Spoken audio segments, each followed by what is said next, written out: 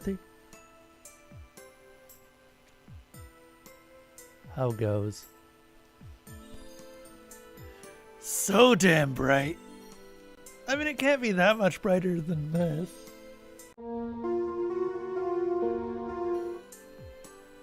Okay, maybe it is quite a lot brighter than that, huh? So, what you been up to? I made a pie. Have you seen my pie? My pie is delicious. I'm very happy with my pie. I've slowly been eating it over the past day. Can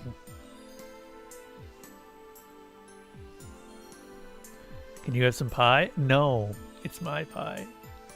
I've had the blueberries in my fridge for actually years now.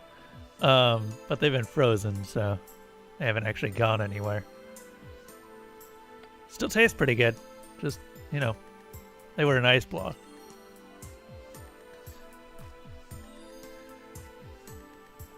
What, you don't like blueberries? Blueberries are great.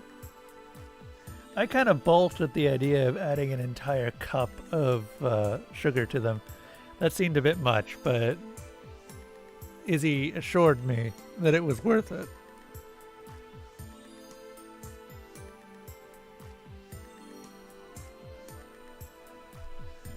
They're not bad, just okay.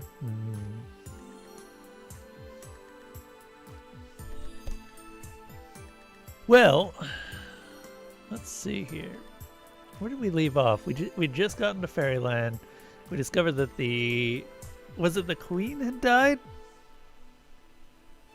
I know that they put a blockade so that we have to deal with whatever's here. What if I don't want to deal with whatever's here? Too bad, it's a blockade. A member of the nobility, okay. So I think that today we're going to take a look around the city and find out what's over here. Titania is the current queen. Good luck killing her. Oh, so this is the same Titania.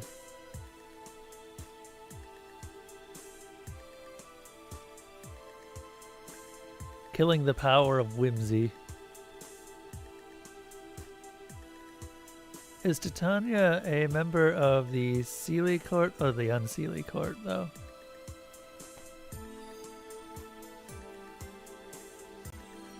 Or is she just both courts at once?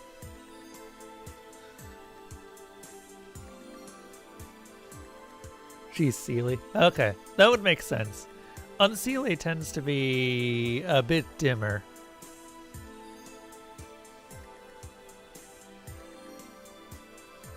I'm at the base of the airship port where my ship is docked. The sun is bright. There's a balmy haze over everything. A paved road leads north. You know what? I'm going to return to my ship. There's no point going back to my ship. The blockade will stop me from taking off. I need Fairyland to take down its blockade, and it seems they won't do that until an Autumn Queen is selected.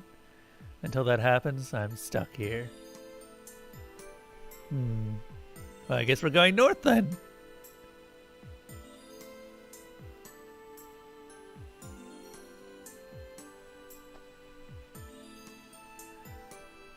Titania is summer, Mab is Unseelie, and the other two are just whatever. Okay, when you say Mab is Unseelie, are you talking Mab is winter? Yeah, I figured.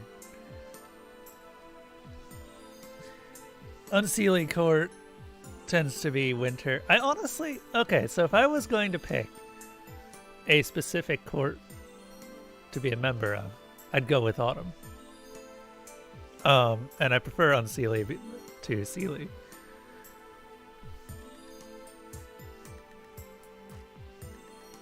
You had a long day with only a 6-hour nap. Dude, come on, man. 6-hour nap on top of how many hours of sleep?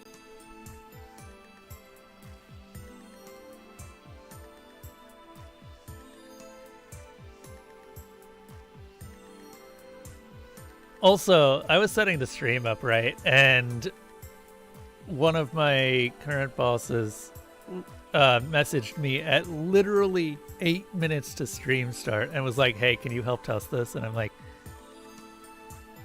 I mean, sure, but I'm technically off duty.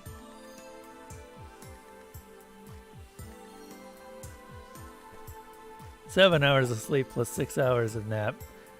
Are you sure that you're just not, like, I don't know. Have you considered getting a mood light, actually? That might help.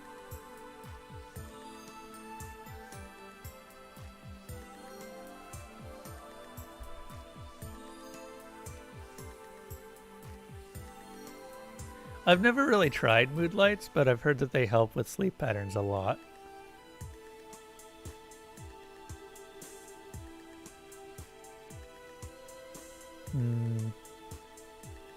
Okay, I'm at a 4-way crossroad. There's a sign in the center.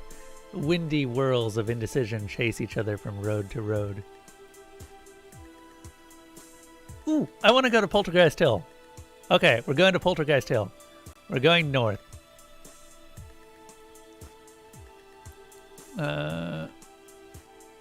There's a paved road that goes up the hill, but it's too steep. I can't wheel my way up that incline without help.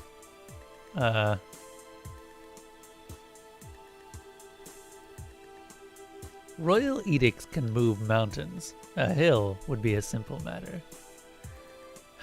This is... Missy? Say hi.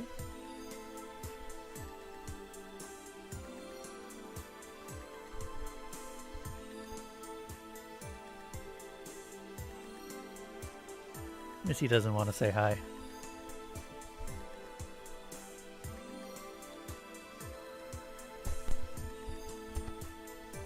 Use just one moat of water in Fairyland. Everything else doesn't require moats if you're clever.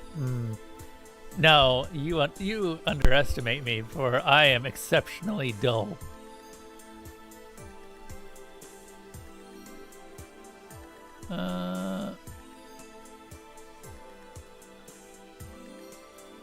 Fine.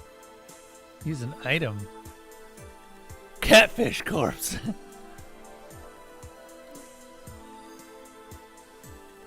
Choose another item. Can we not blow my way up there with euros? We can probably get rid of the Winfield notes.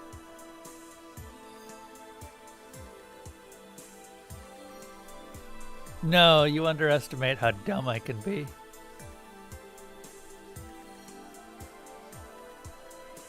What is this? This is C++.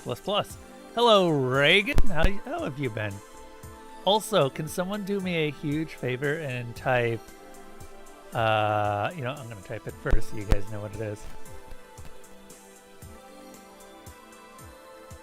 Oh, I don't know if this works for anyone other than me.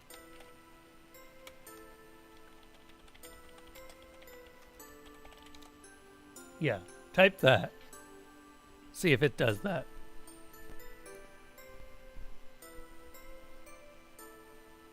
God damn it. I need to figure out why that's apparently permission locked. Because apparently it is permission locked. And it's not supposed to be.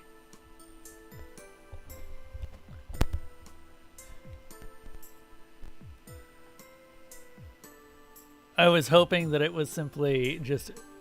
I did something wrong. Maybe I didn't end up doing something correctly. Who knows? Try it again. Misunderestimate. Hello, Paper Duplas. Nope, no luck. Okay, well, I'll just mess around with that after stream.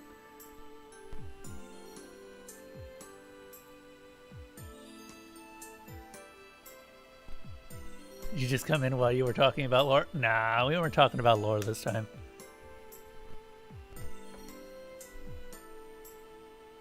There is a lot of lore in this area, though. There's also a friend that I would very much like to meet again. And we'll see if he's here. Although, not a friend to this character. Okay. Well, we can't go to Poltergeist Hill. Let's go to the west, then. A wooden bridge spans a broad river. There's a toll booth by one side, manned by a goat. There's a sign on the toll booth. It's wide and well maintained with slats close together.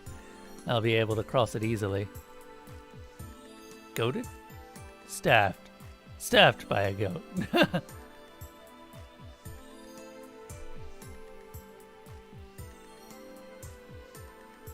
To answer your question, you broke your wrist on a ladder and now have a cast. Okay. Ooh, that's unfortunate.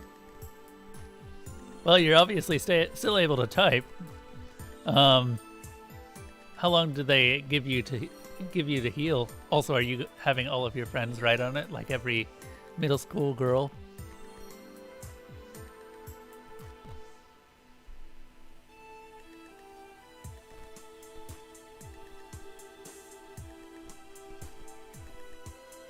Friends. Cash would be nicer than a cast, but that's life. Yeah. It is where you get within melee distance of another player, and instead of attacking them with your sword, shiv them with your dagger.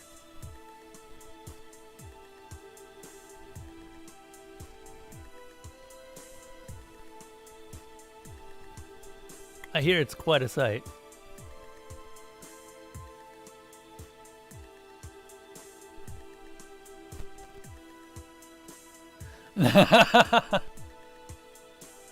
Oh, is that Bob Ross? Oh, I love that emote. Interesting, the Bob Ross emote shows up on Restream, but most of the other emotes don't. That's a weird one. Don't know why that's happening. But yes, hello, I see that we had Bouncy Skoda, Reagan Smash, Malarthy, and who else? Someone else came in. Paper Duplis, hello! I'm just gonna read the sign now. Bridge toll, 3 motes. No dark. Okay, let's talk to the goat. The goat bleats at me in a welcoming sort of way. Cast a spell. Dream. I'm gonna go with eating mangoes. Try another dream. The Clockwork Castle. The goat excitedly starts eating all of the delicate clockwork pieces in the castle. He bleats distractedly and leans against the side of the toll booth. Can we go now? Neat. Arcadia Capital is the main city of Fairyland and surrounds the Queen's Palace. It is a patchwork Hieronymus Bosch painting of activity with all the colors of the kaleidoscope of a kaleidoscope in pastel shades. It has multiple levels of size. Giants sit on flat roofs of cafes, which also have birdhouse-sized table. What is wrong with me today? Sized tables embedded in the rafters for pixies. Everyone is moving. Everything is moving. It's stressful to navigate. Luckily, the streets are well paved. Delicious clockwork. I'm just gonna explore. I explore the city. I overhear a pair of sylphs discussing royal politics. Herr Nix oversaw the noon sun ceremony yesterday. It was quite an event. Like an eclipse. I'm in the busy streets of the capital city of Fairyland.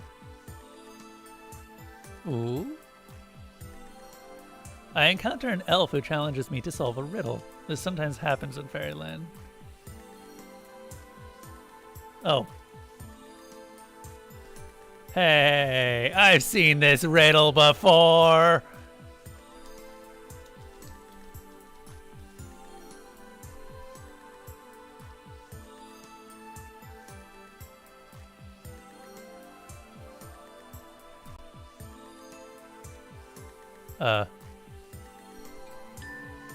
The elf declares my answer correct. Impressed, they reward me with a mote of water. Gain 1 water. Okay. I really wish that I could navigate all of this with, God, my mouse is white, and I can't see anything anymore. I'm in the busy streets. Let's explore a little bit. I see a familiar shimmer in a gutter. With a great deal of difficulty, I managed to collect them. Well, that's nice.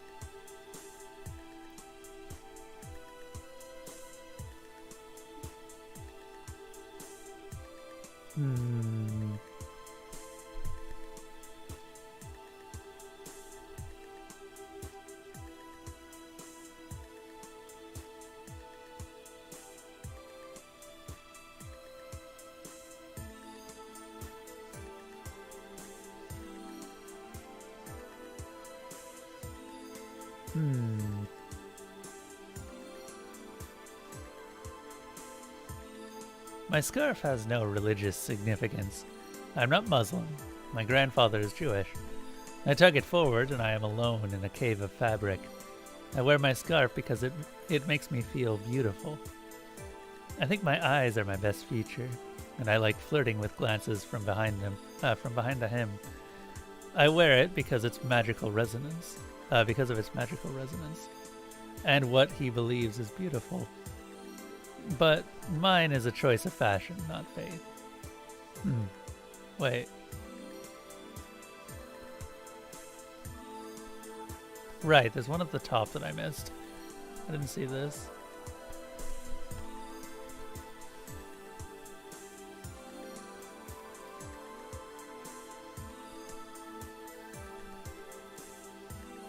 Nope.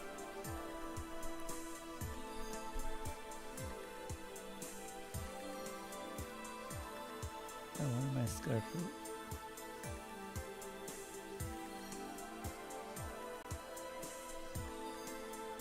Ah.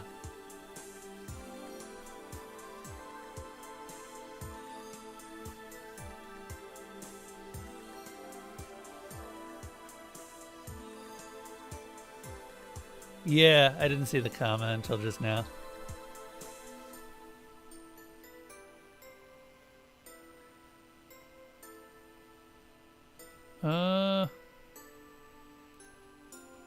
Nope. I mean, there's not really that much you can do about something like that.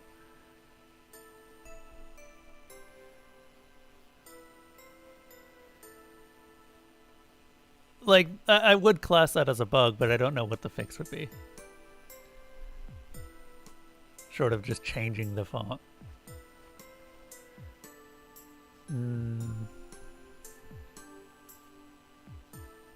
Also, if anyone requires a recap, feel free to ask. Just saying. We haven't done a recap in years, it feels like. My favorite recaps were the Pillars of Eternity series, but now that we've gone through Pillars of Eternity twice, that's kind of not... Hold up. I think I have a cat that is getting into trouble. I'll be right back. You would, but you're actually about to go to sleep? Oh, well, thank you for stopping in, Reagan. I guess I'll see you on the weekend then. Whenever that happens.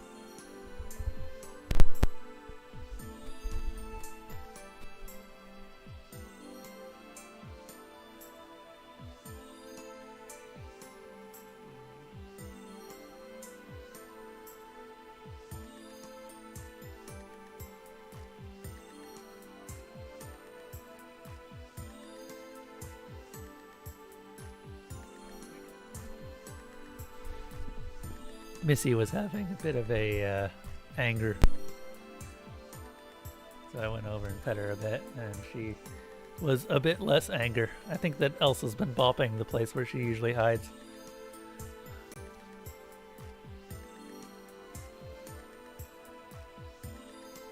You are wholeheartedly confused, but before you go, holy shit, it's snowing outside. Goddamn blizzard. What? I want a goddamn blizzard. Where's my blizzard? It's February. I want my blizzard.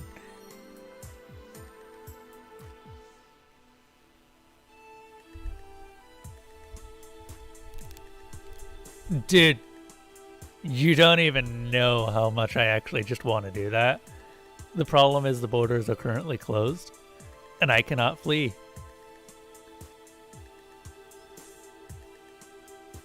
like, I really want to go north. I would emigrate to Canada if I could.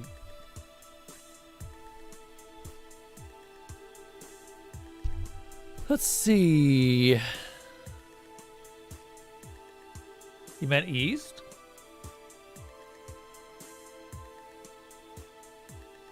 What's east? That's towards the middle of the U.S. That's far away from oceans. No, heck no.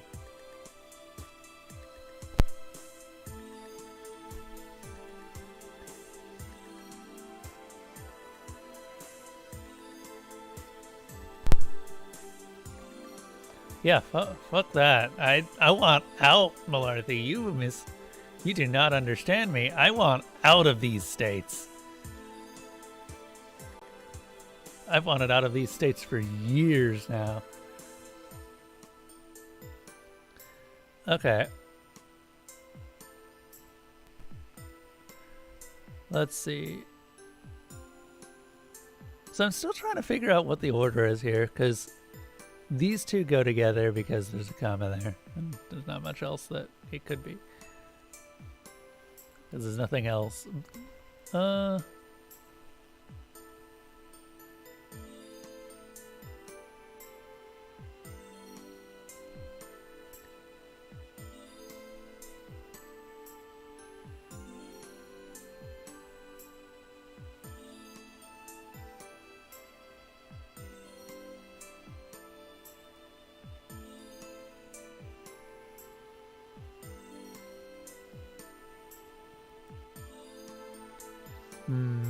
There's not many clues here. I'm not sure how far down this block is.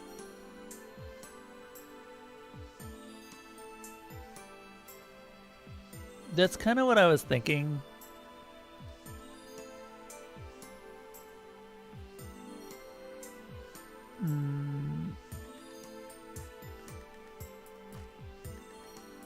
Oh, apparently that's the correct order. My scarf has no religious significance. I'm not Muslim. My grandfather is Jewish, and what he believes is beautiful, but mine is a choice of fashion, not faith. I swear I wear my scarf for the pleasure of privacy. I tug it forward and I am alone in a cave of fabric. I wear my scarf because it makes me feel beautiful. I think my eyes are my best feature, and I like flirting with glances from behind the hem. I wear it because of its magical resonance. Flexible blue fabric is like water, and water is mine.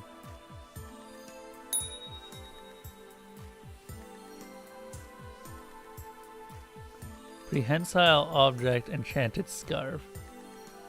I have a suspicion that we're getting a scarf.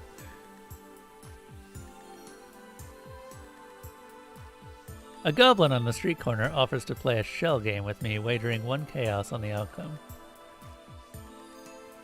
Aw, Minnie!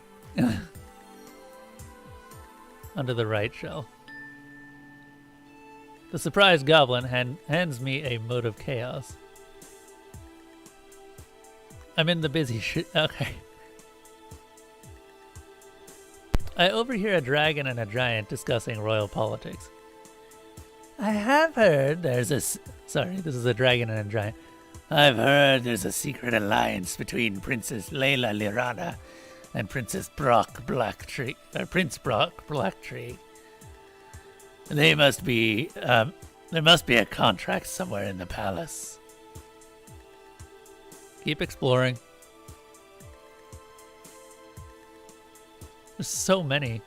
We buy dreams! Need cash now? We buy dreams. 1-800-FAY-DREAMS. Take this flyer.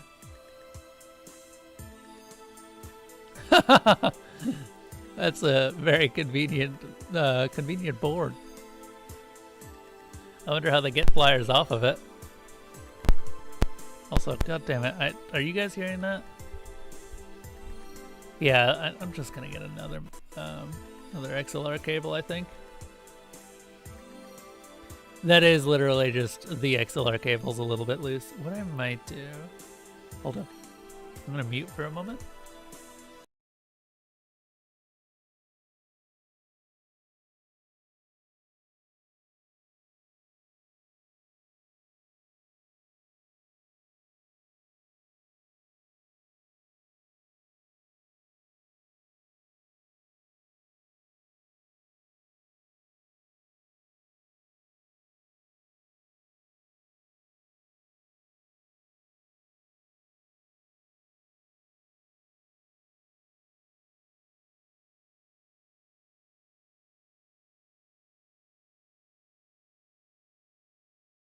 Okay, we're back.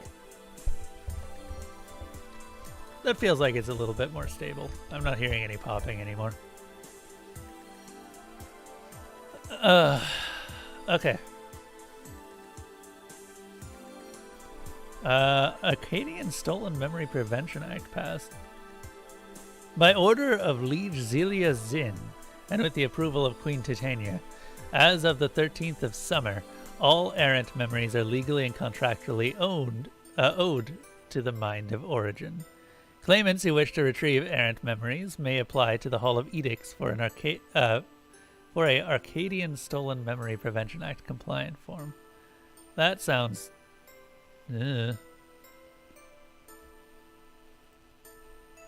I feel like someone's probably stolen our memory at some point. Pixie Night at the Sugar Plum Den.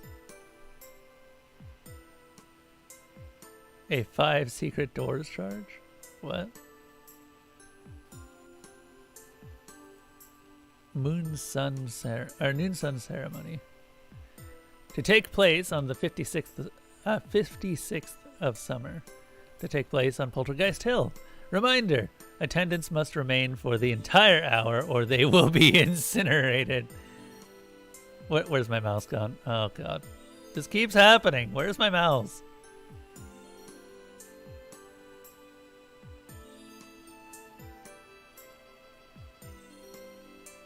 True names anonymous.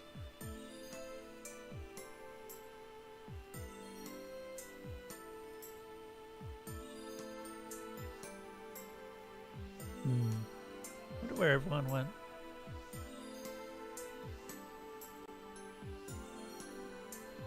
Okay.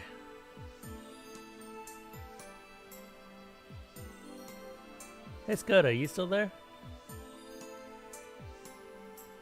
I was wondering if you could try a command for me.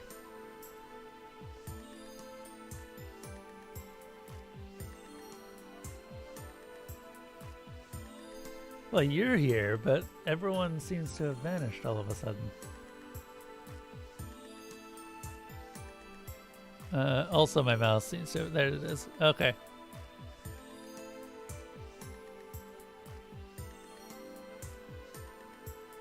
You know, I'll take this. Lost child. I lost my son while flying over the dark woods. He's small and kind and has beautiful blue feathers. If you see him, please tell him to come home to the forest. I miss him terribly.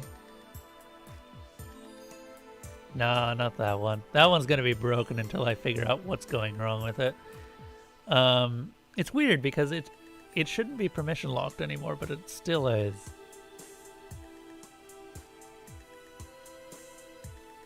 So, maybe I pulled, or I didn't actually push the fix.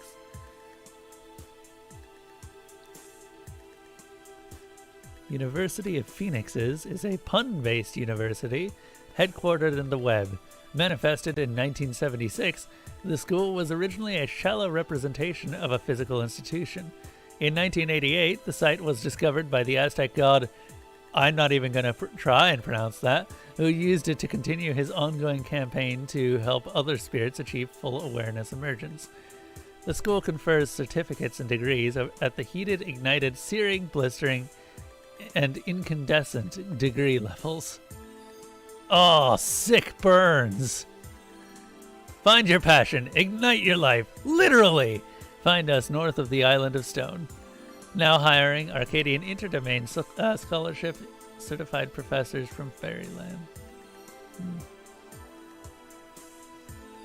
Look at a different flyer. And finally, the Leroy Locates Ley Lines flyer. Trace the lines of power that flow under our land. Find auspicious locations. This flyer good for one free divination. I'm going to take it. Okay.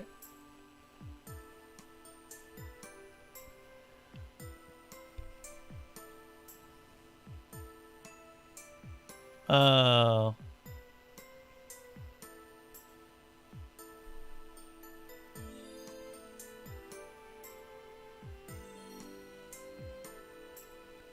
Dream on the Goblin. The goblins don't dream. The goblin moves on to another mark. Oh well. Well, now I know that goblins don't dream. So I suppose that was useful. I encounter a fairy on a street corner, trick shuffling a deck of tarot cards behind a velvet-covered table. A bit of chance and a bit of play, and a touch of chaos to your life. Add a touch of chaos to your life if you're lucky. Her stall seems like a permanent fixture, unlike the other gamblers I've seen. Yeah, sure, why not? The game is Topple the Tower. We each put a mode of chaos on the table. Winner takes both. How do you play? I deal 6 cards face up in the shape of a tower. We take turns taking cards. Whoever builds the best hand wins points for it. We play to 100 points. We don't know what the best hand is. Wasn't this in the first game? Correct me if I'm wrong.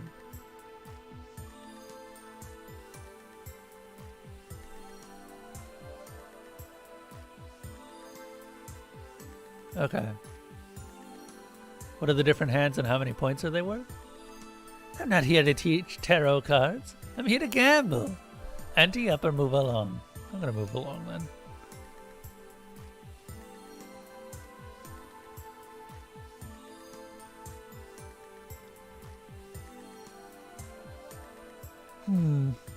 I encounter a homeless domovoy.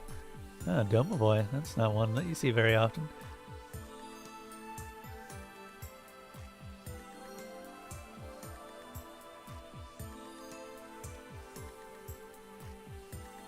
I've already lost the bet, Malarthy.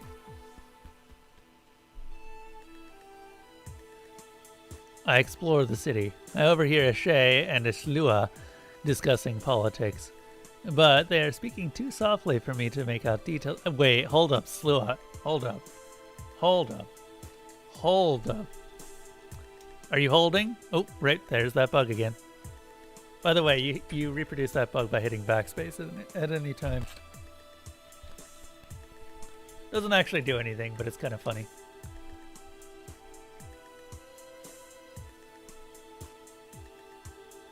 Holy shit, Slua are actual creatures. I thought they were specifically something that occurred in, that ended up showing up in Legacy of Kain.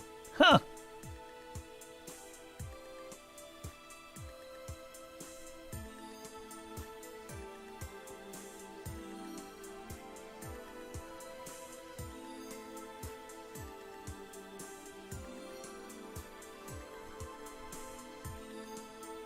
Host of the Dead were the hosts of the unforgiven dead in Scottish Gaelic folklore. In the words of British folklorist Lewis Spence, in the Western Isles of Scotland, the Slua, or fairy host, were regarded as composed of the souls of the dead flying through the air, and the feast of the dead at Halloween was likewise the festival of the fairies, usually taking a crescent form, similar to a flight of gray birds. They were said to... I am tired. They were said to be able to approach and pick up a person from any direction and then transport them far away in the air from one island to another. Although they could sometimes rescue humans from dangerous rock clefts, they were generally portrayed as dangerous to mortals.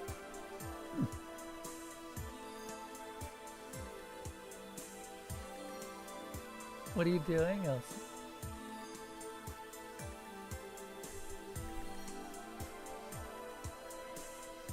God, I'm already feeling tired. I think that this has just been a tiring week. God damn it.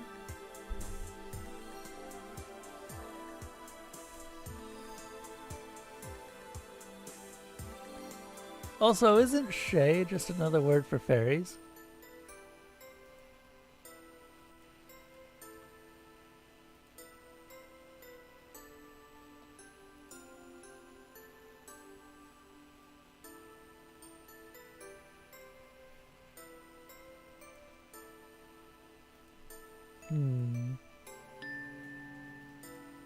More chaos.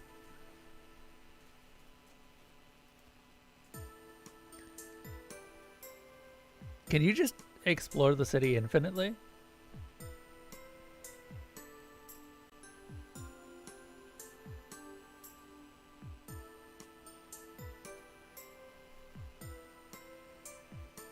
I never did figure this one out.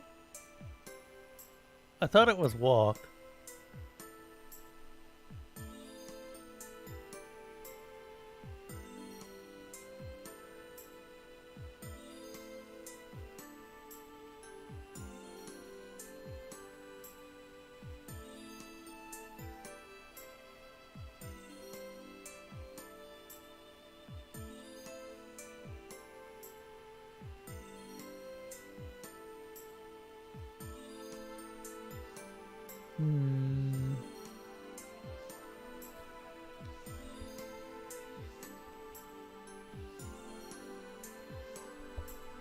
Hey Malarthy, what do you think this one is?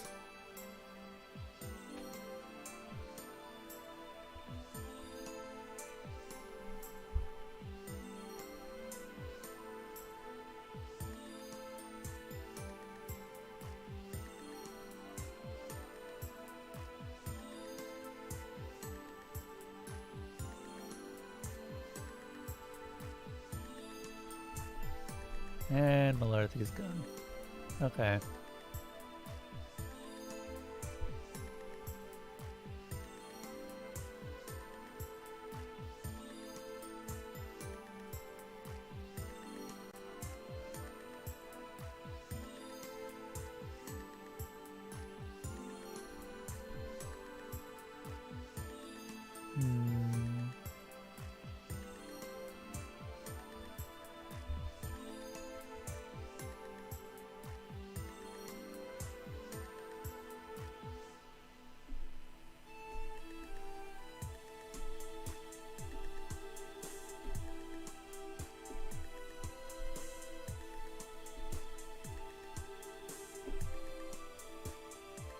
I don't know what this one is.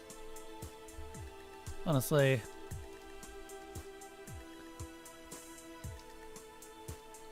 That's still my best answer.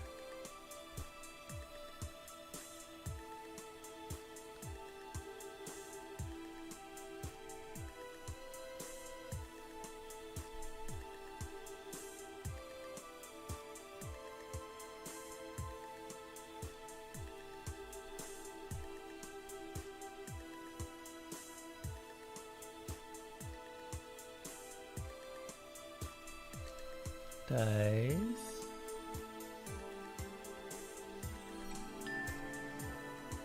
We're getting tons of motes at least.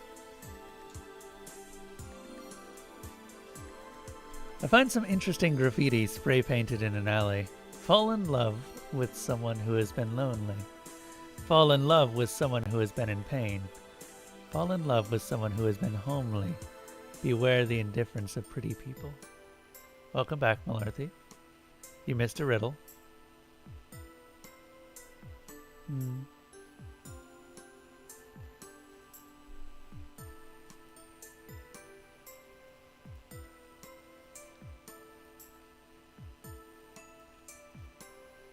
Okay, I got everything out of that.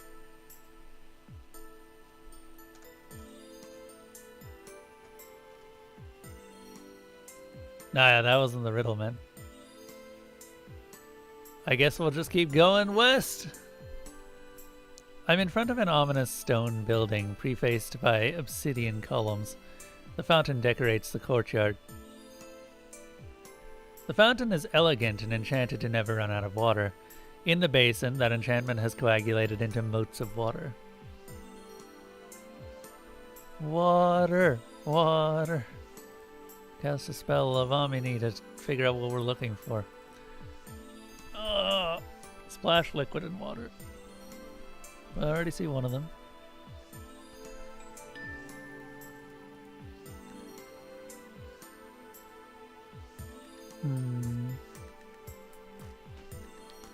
And another.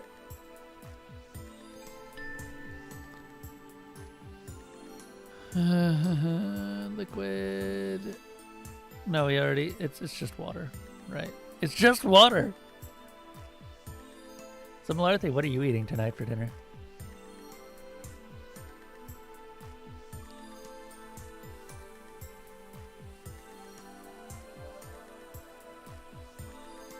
Uh,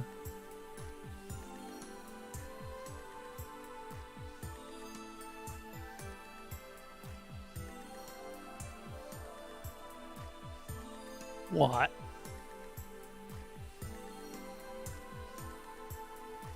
Interesting. So that actually is just blanks.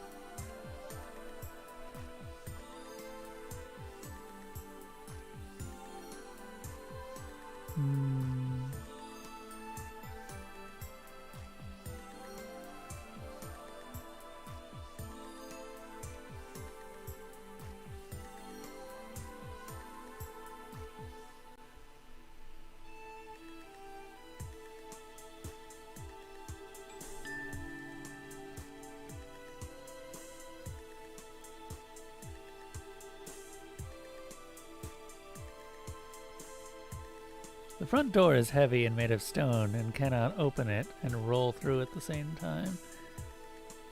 Oh, you...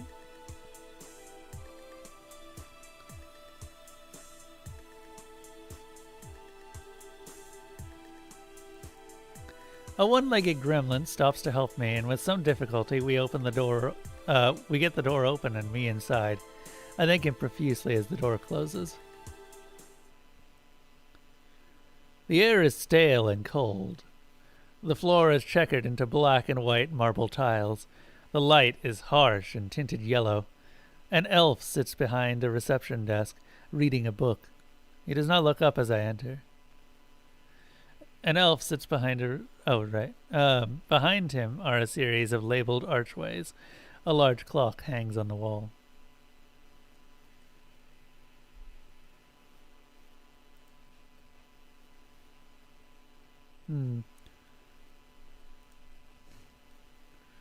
The plaque reads, "Power takes many forms." A slender booklet entitled Introduction to the Hall of Edicts. I read the booklet guide. It explains that the forms stored within the hall have great power, as words and contracts shape what Fairyland is. Because of that, they are intentionally made very difficult to access. Only those who have proven themselves worthy enough through the trials of bureaucracy may access the power of forms. To use a form, you must find the correct one, fill it out, get it approved by the secretary. It sounds deceptively simple. The desk holds a number of interesting things. Oh no. This is a list of every form in the Hall of Edicts and what their numbers are. It's impossibly large and bewilderingly disorganized. Most of it is devoted to an explanation of the numbering scheme for the forms. For example, I find an early page that reads, forms that begin with 1 are royal edicts, 2 are institutional edicts, 3 are informational changes, 4 are complaints. Okay, yeah, I get this. Except when they are not. Great.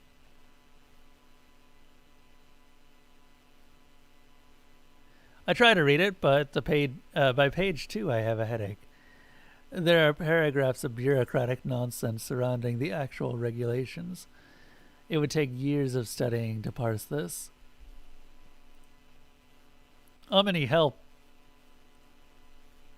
I use Omni to foretell what parts of the instruction will be useful to me and what won't. Certain lines in the booklet begin to glow. Forms that begin with all of that, yep. Royal edicts mandate the physical laws and form of Fairylands. Institutional edicts mandate the rules by which the citizens of Fairyland must govern themselves. Information changes update recorded information within the Hall of Edicts. Information requests retrieve recorded information from within the Hall of Edicts. Other forms types are self-explanatory, except when they're not. Oh no. The word form is a formal part of a form's name. The number is in a complaint form will be in order of descending value. The number of a form having to do with the moon is equal to the alphabetic number of the first letter of the form's name, all added together and doubled.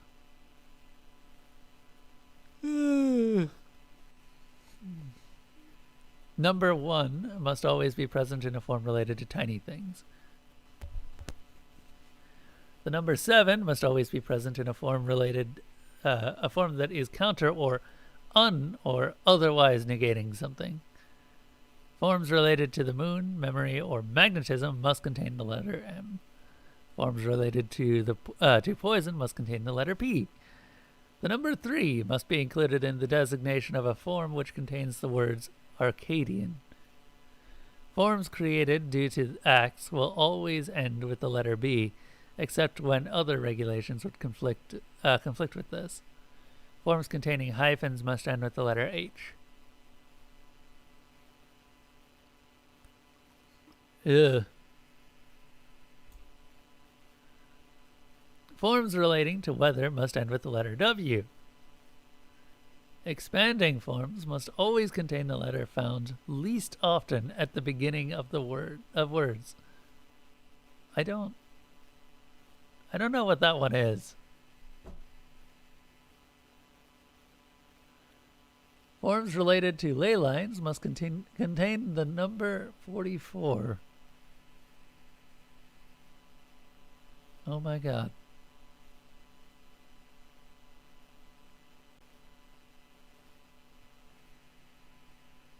Oh my god.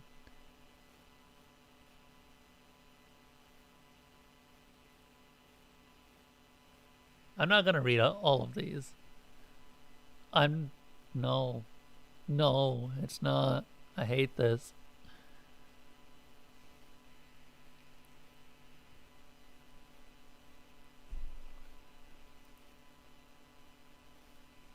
I am reading all of these, but I'm also writing them all down.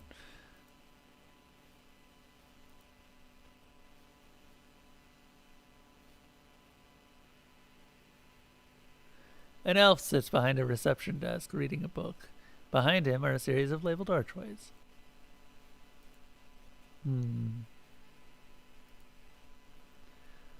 There's a calendar with a picture of a smiling sun on it. Day 1 through 56 have been carefully crossed out. That's good to know.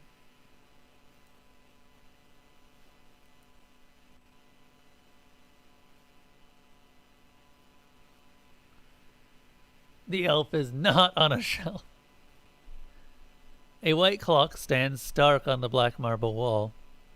It is this time. Oh no.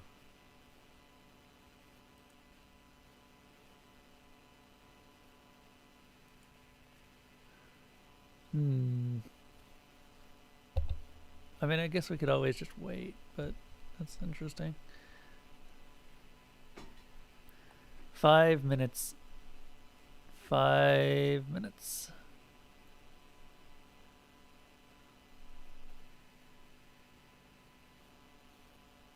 Actually, more like 5 seconds if I'm reading this right. Okay.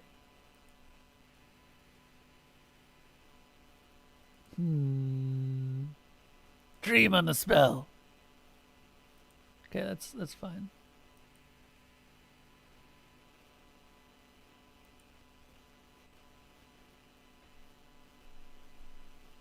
I'm not going to do anything to the clock yet because I don't need to, but we will probably need to later.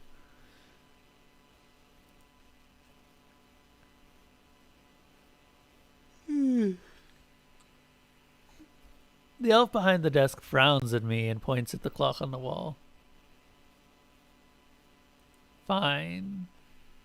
So I can't even talk to him. Ah, frick.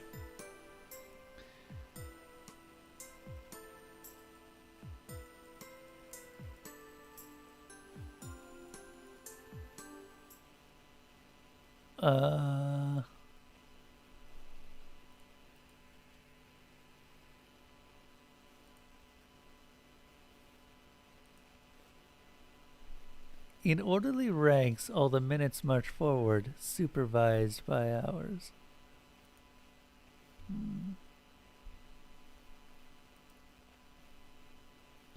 All right, let's get our eyes blinded.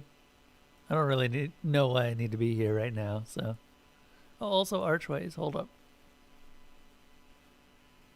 Oh no. Oh no.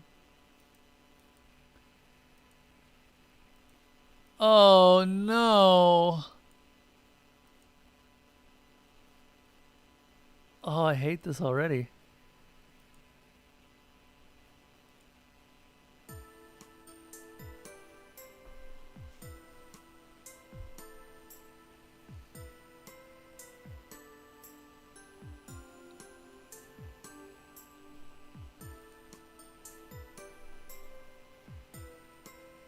Just gonna roll north. A flock of magic carpets has landed in front of the palace. The woven rugs fly about their claimed territory and harass anyone who comes close. Some people try to get through, but stagger back and with bruise and rug burn. Fairies grouse about it, but no one seems willing to do anything. God, I'm tired. Maybe all that pie that I ate.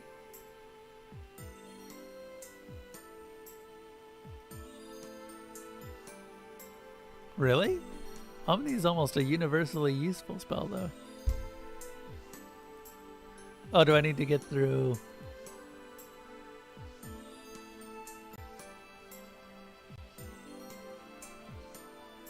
Oh.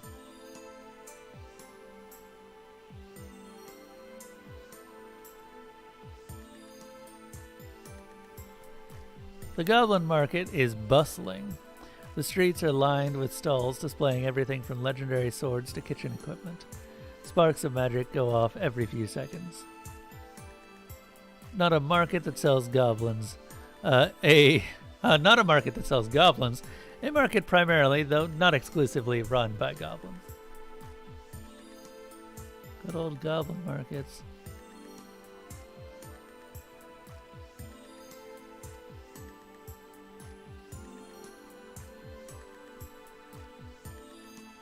I'm lucky, or perhaps fate is kind. I find one of my memories for sale in a stall right at the edge of the market. The goblin merchant is willing to sell it to me for 5 motes of any kind. Cast a spell. I start to cast a spell. I fell a...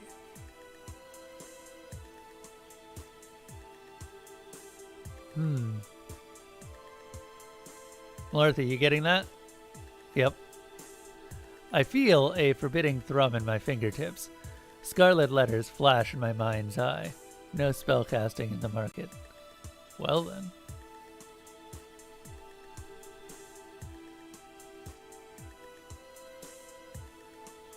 The streets are lined with stalls displaying everything from legendary swords to kitchen equipment.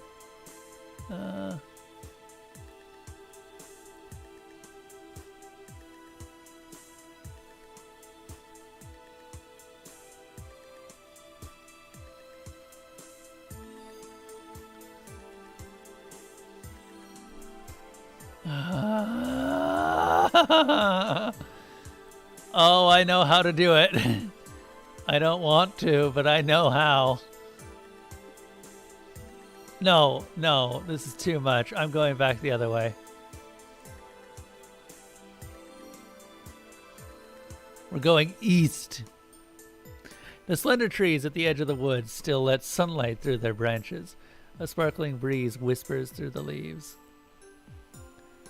The wind swirls with magic. If I watch carefully, I may be able to catch motes of air.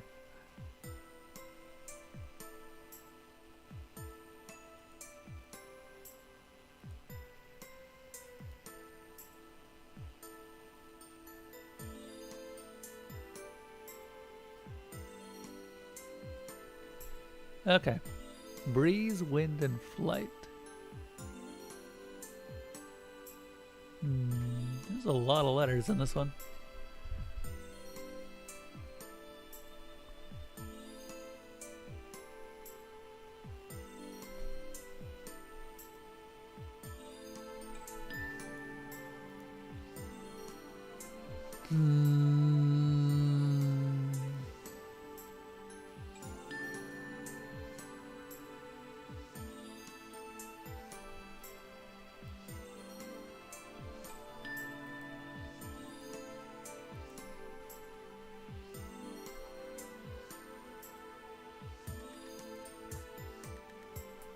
Let's examine that sign. To the north, Poltergeist Hill. To the east, the woods. To the south, Porteo. To the west, the palace.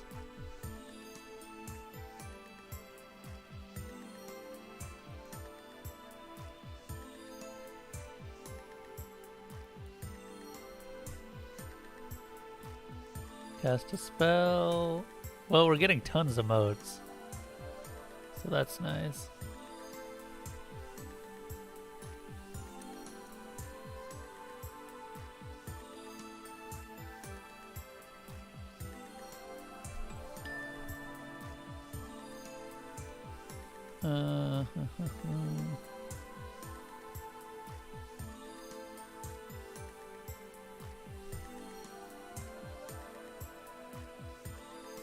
Fairyland is your reward. I don't know, man. I don't want to do fairy taxes.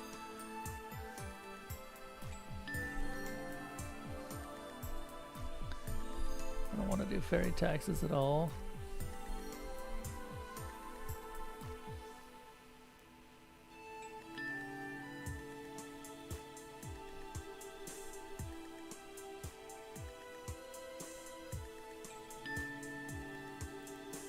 Well, there's tons of chaos there. Are they not showing up?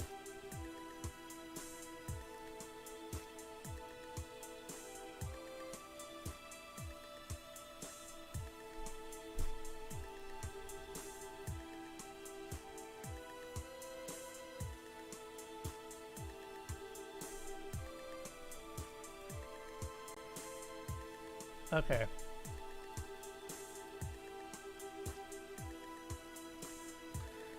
We're going to have to start crafting the form.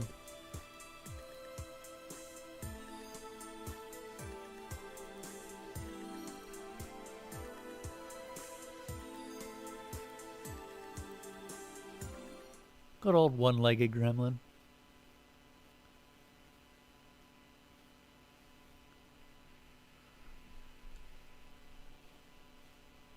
Alright. It's gonna be awful.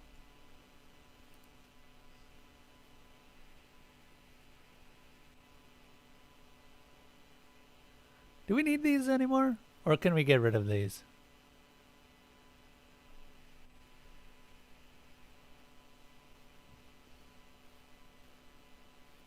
Also, where do I get this?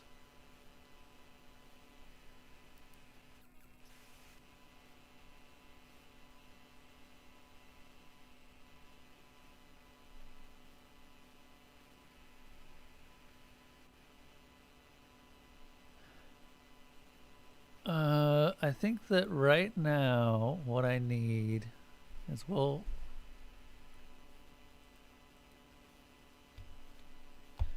start here.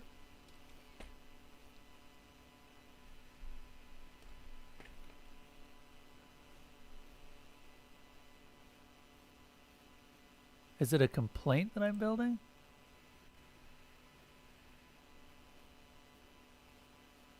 We Buy Dreams, Stolen Memory Prevention Act.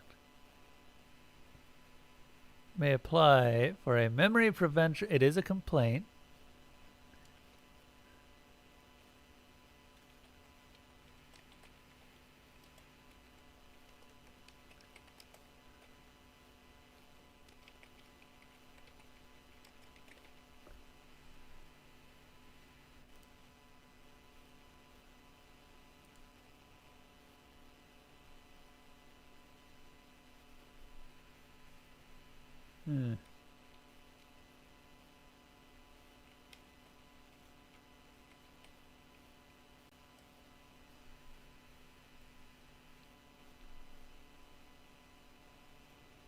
And check the inventory one more time. Where is it?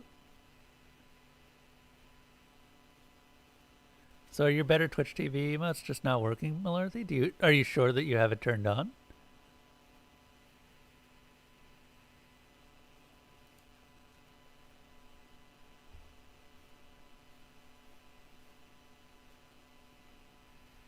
So it's going to start with a 4.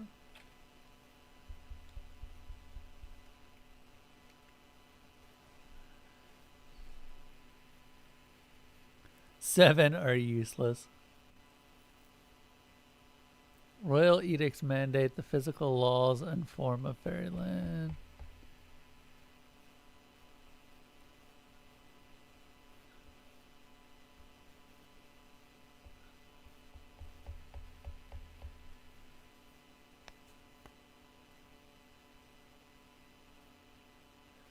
Numbers in a complaint form will be in order of in descending value.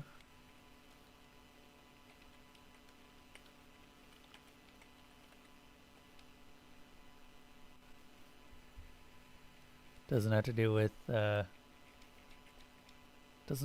moon.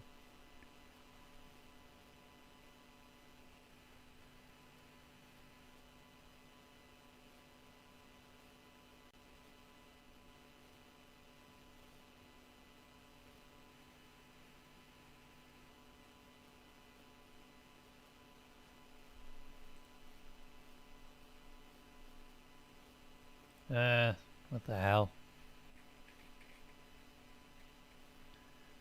You also don't have any of my emotes then.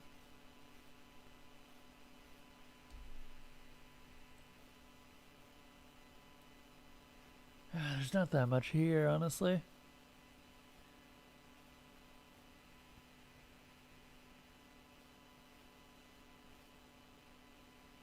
Number 3 must be included in the designation of a form that contains Arcadian.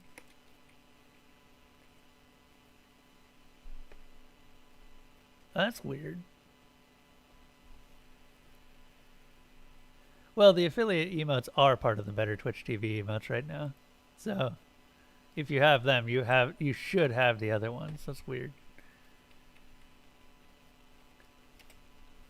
Unless, oh, you know what? Better Twitch TV emotes are usually channel specific.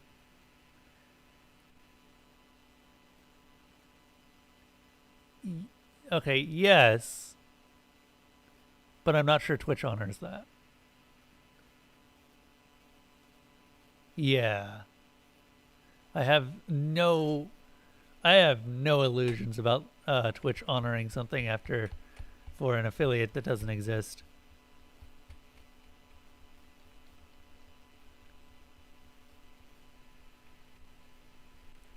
Let's see here.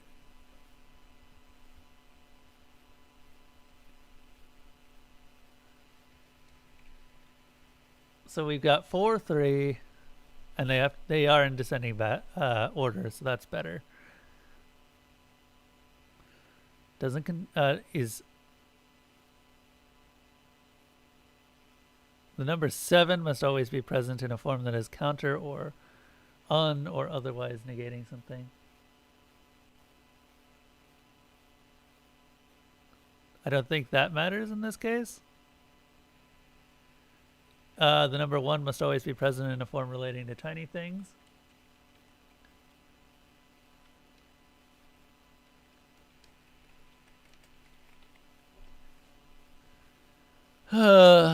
Numbers of a form having to do with the moon.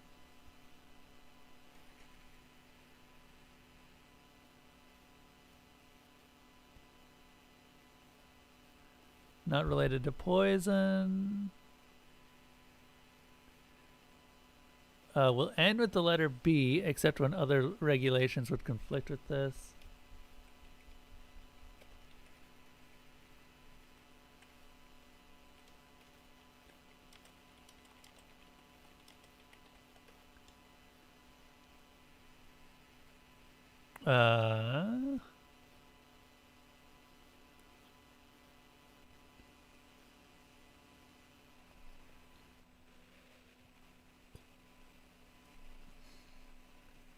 Expanded forms must always contain the letter found least often at the beginning of words. I don't know. I hate that rule so much.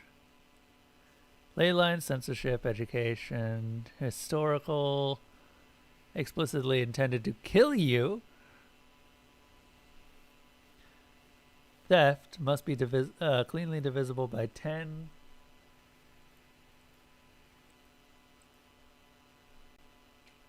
So I'm going to add a 0 in there, I guess.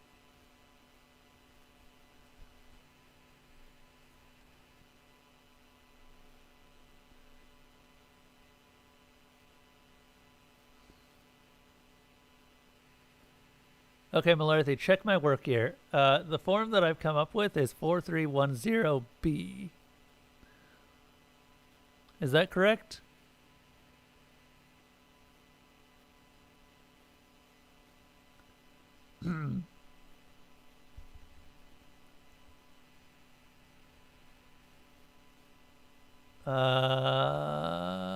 Yes. Is there a thing that I forgot?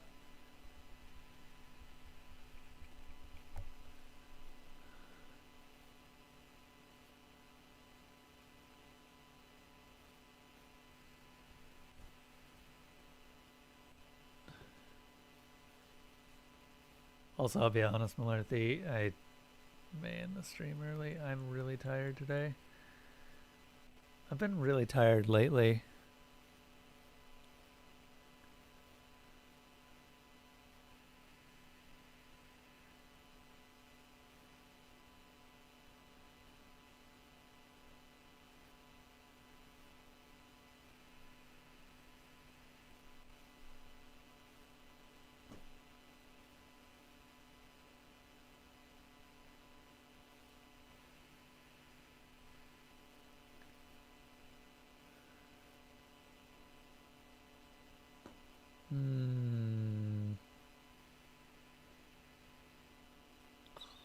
Oh god, they didn't mention that.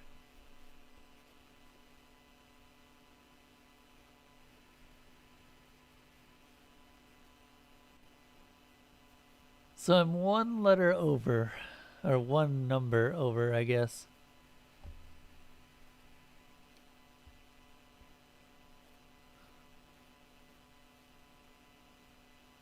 Okay.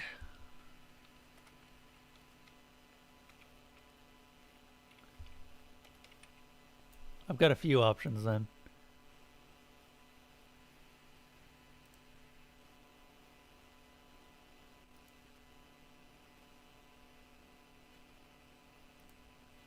Four, three, one, B. Take this form.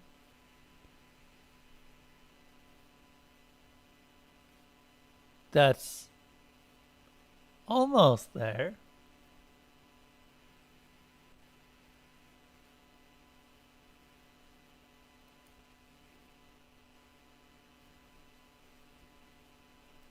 Go back.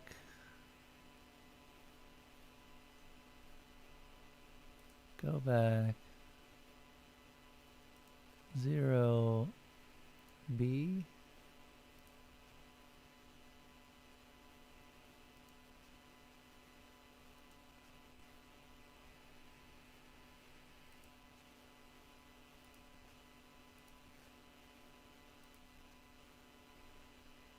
Okay.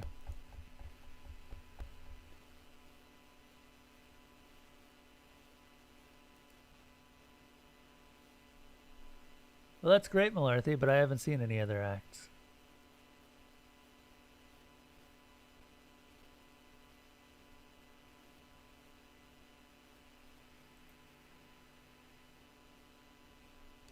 Hold up. Let's read it again.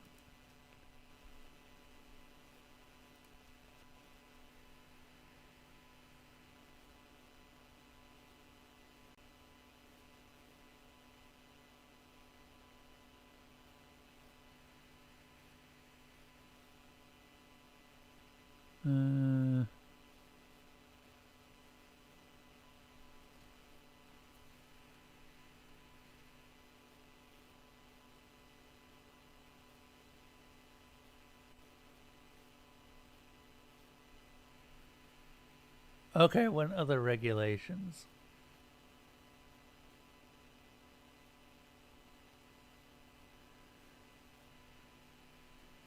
I don't know what it would end with in that case.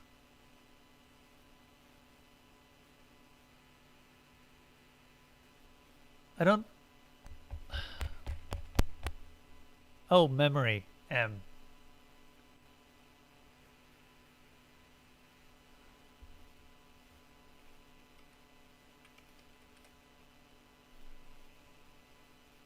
Okay.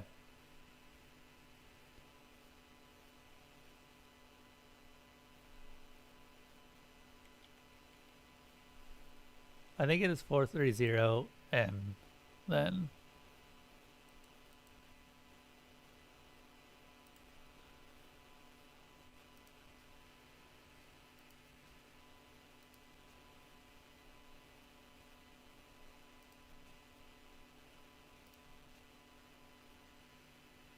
Hey.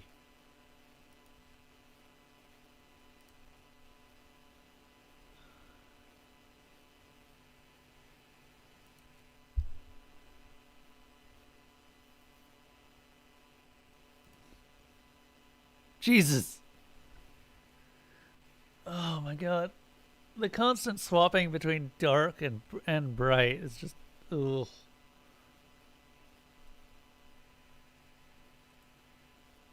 Okay. Anyway, what is the memory of? I don't remember. How did you lose the memory? It was ripped from me as I fell to the bottom of the sea. Where is the memory at now? Hall of Edicts, Goblin Market. Or must be submitted in with another valid memory for verification. I'm not signing my name to anything to do with fairies.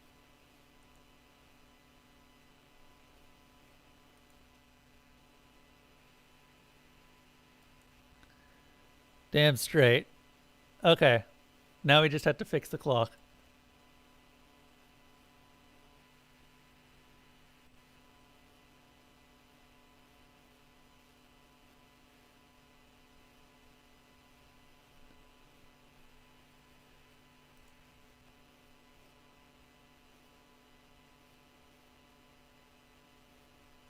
Wait, Malorthy, you realize that I lost one earlier, right?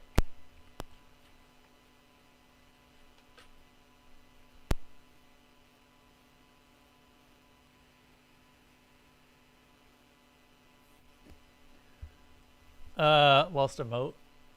I believe I used a light moat for one of the street performers. Because I was like, hey, why not? Free moat. Maybe it'll help later. Probably not.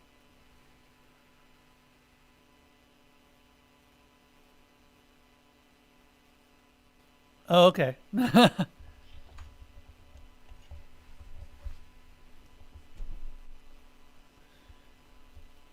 If you say so, then. So we can't really mute it or anything. Huh.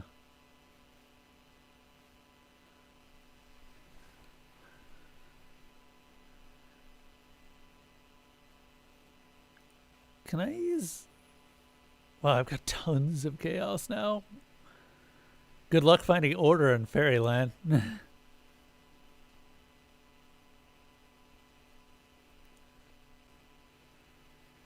I mean, nothing's making noise anyway, so it's not like...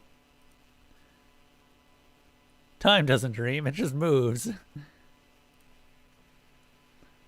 The ticking of the clock is no longer audible.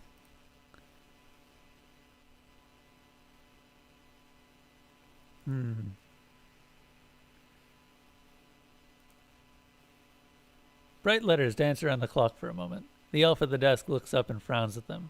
They wink out. Yeah, I figured none of these would really be useful in this case.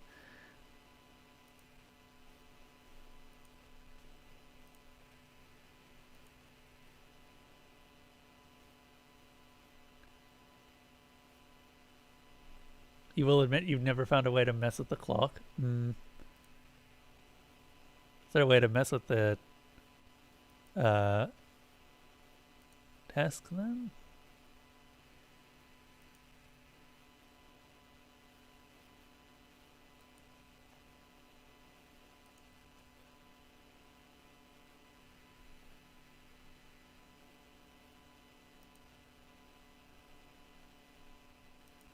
Currently 12:52.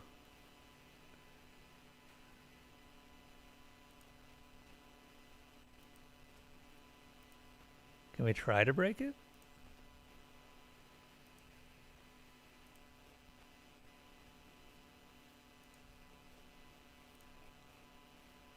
I illuminate the sign with brilliant words.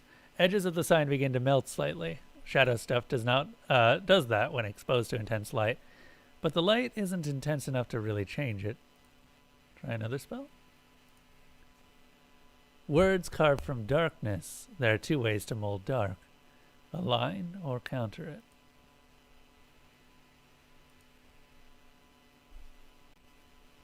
Oh. Okay. Hey, I don't have any dark. I don't even have that option. Well, poo.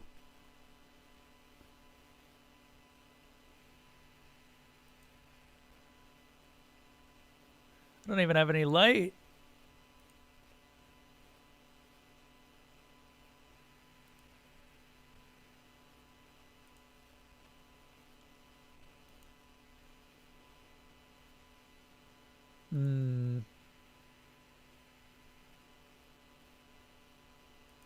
Will it now?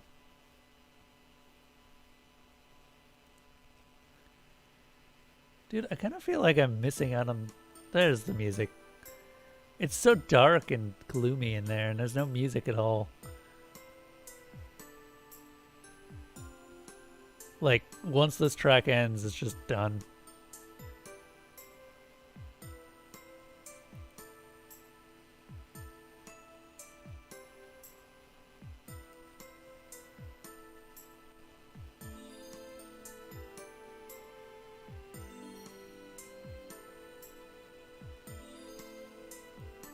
Well, let's roll north.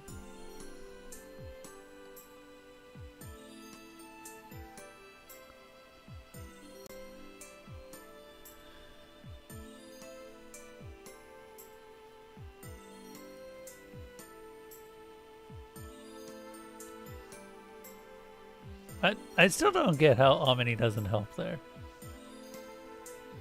Do I just not have the spell that would help in this case? Yeah, I didn't think so.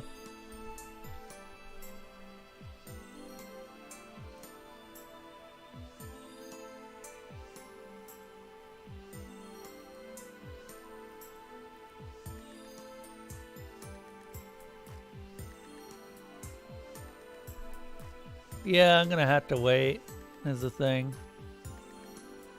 Thankfully it is moving at seconds.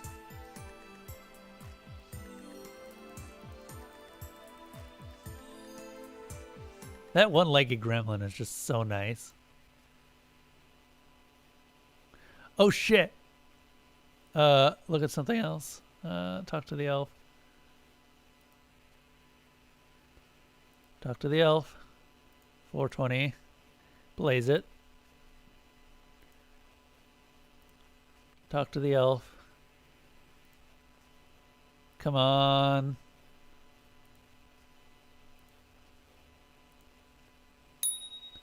There we go. The elf behind the desk frowns at me and begins to point at the clock on the wall. As he points, he realizes to his mild surprise that the time is 4:36. Which is between the hours of 4:35 to 4:40, during which he is obliged to review forms. He reluctantly reaches out to receive my forms. What was the achievement? Hold up. Oh no. People can see my friends list. Submit a form without cheating. This one. The elf accepts my form. He puts on a pair of half-moon spectacles and inspects it. With his other hand, he picks up a scarlet quill and dips it in an inkwell that is either full of red ink or blood. The elf's eyes widen in slight surprise as he reads over the correctly filled-out form. He puts down his red quill. He takes out a green quill out of the desk drawer. He scribbles a note at the bottom of the form. Approved. He returns it to me with a slight frown. The green approved endures, not fading like the red marks do. It sparkles slightly, blessed with the power of a formal contract. I put it in my inventory. Neat. All right. We are going to the Goblin Market. Claim that it's mine. Shown the approved Arcadian Stolen Memory Prevention Act complaint form 430M.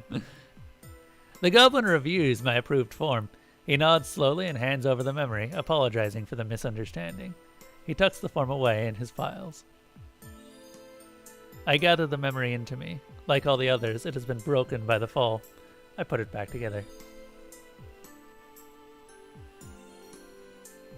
So, this is maybe a bit of heresy at this point, Malarthy, but I'm actually kind of liking the original Open Sorcery more than this so far. This feels much more... well, broken, actually, is a good word. I liked the more condensed feel of Open Sorcery.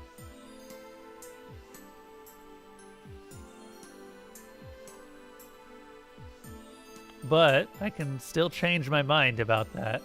We'll see.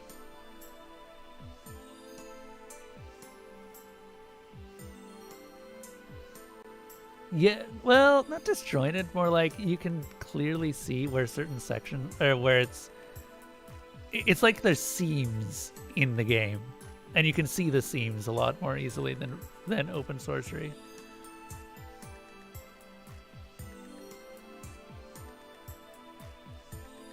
If that makes any sense. It's almost like it's all held together with twine.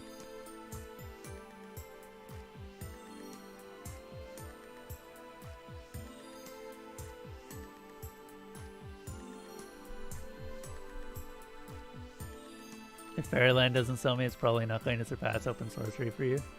Fair. We'll see. I reserve the right to change my mind, but so far it's not selling me as much as Open Sorcery did.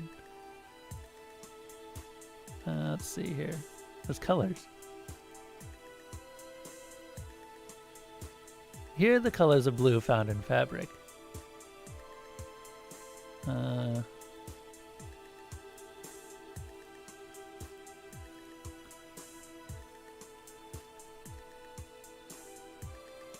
They're ordered in alphabetically.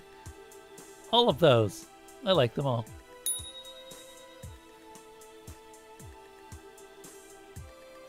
Discovered a part of the spell Textile Kinesis.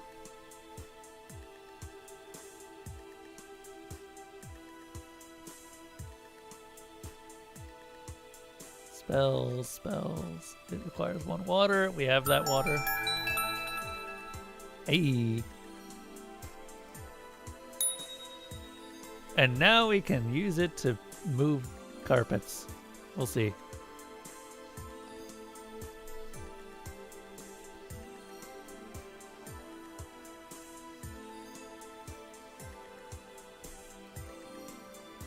I start rolling towards the flock of carpet. A couple of throw rugs start to spin around me, trying to whap me with their tassels. I send them flying away. A cashmere swoops down to sideswipe me. She's light enough that I can shove her back into a rumpled pile. A heavy wool alpha charges me. I twist his fibers so that he tilts up and over me, and his momentum sends him crashing into a wall. The heavy wool alpha picks himself up. He's fine. He's fabric. Fabric doesn't bruise. Then, with the dignity of a cat, he pretends I don't exist. He floats indifferently away from me. The rest of the herd follow his cue. The way is clear. I roll up to the fairy palace. The palace's sweeping golden glazed walls peaked with innumerable minarets. I am at the base of a massive flight of steep marble stairs. A bored-looking troll in armor is standing guard. A small group of gnomes holding signs march in circles at the base of the lowest step. You just found a game-breaking inconsistency? The troll guard has honed his indifference game to impressive levels of aloof disdain and barely acknowledges my existence.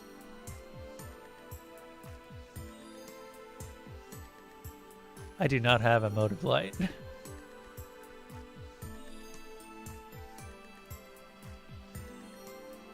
These gnomes are very small. The tips of their pointy red hats barely reach as high as the first palace step.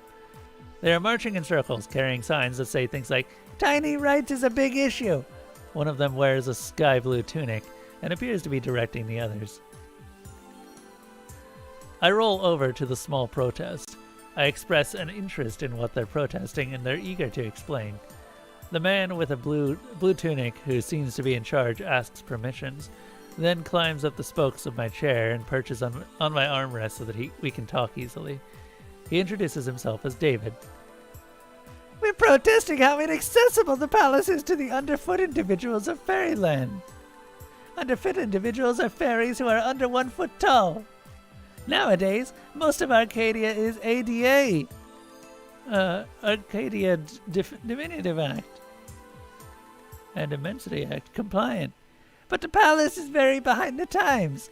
None of us can climb this staircase, which limits our ability to represent our needs to the queens. Wait, do I actually have that form? Is that the one I needed? By accident?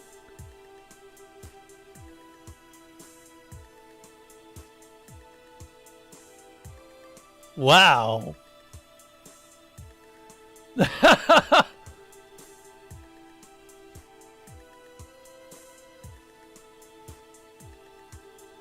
Yeah, no, that is exactly the one I needed. Wow. Well, that saves some time. I found the form you need, and I need help filling it out. You have a form? That's very exciting. Of course we'll help. What information do you need? What date should I write in?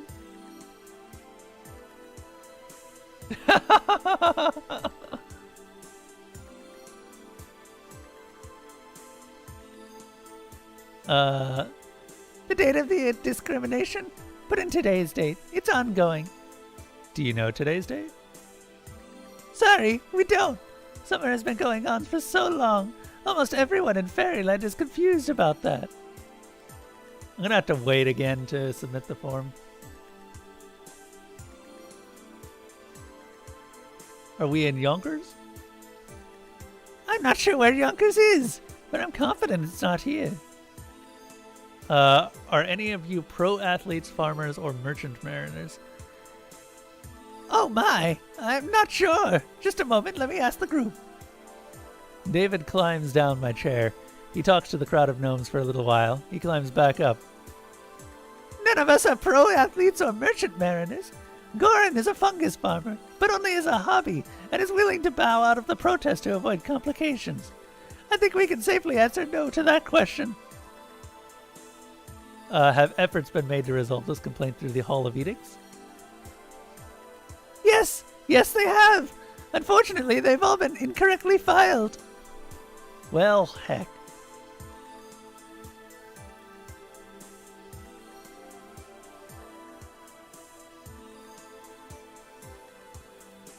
Okay. Let's fill it out.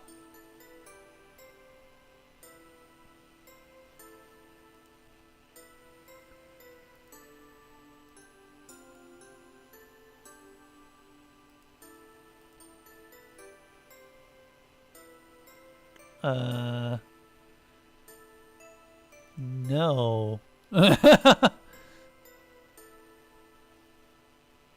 It is currently summer.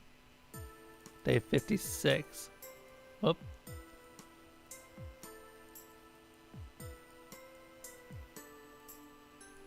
No, 57? Also, hey Zeb, what's up?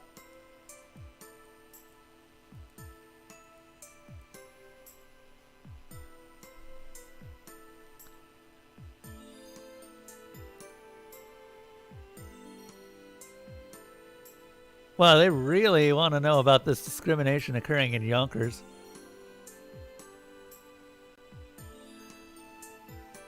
Are you sure the complaint didn't occur in Yonkers? Yes.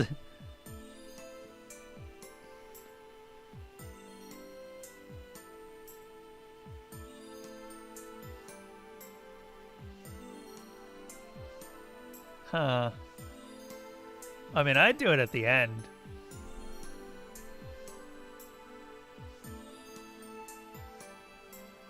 Played Borderlands 3 with a friend. I assume that's Borderlands 3.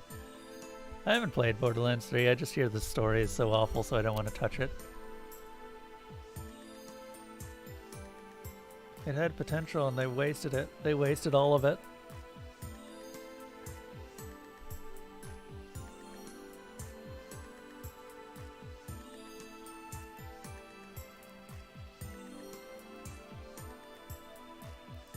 Incorrectly filed. There we are.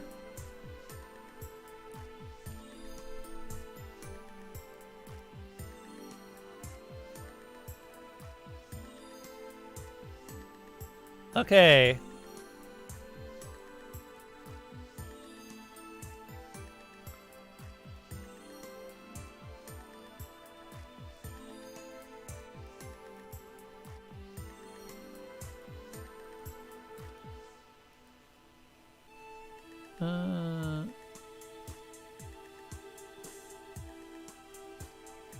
All right.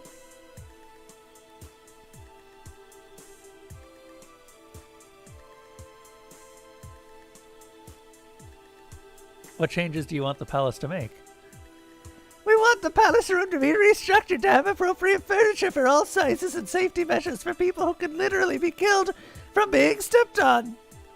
We want an underfoot representative in the mobility.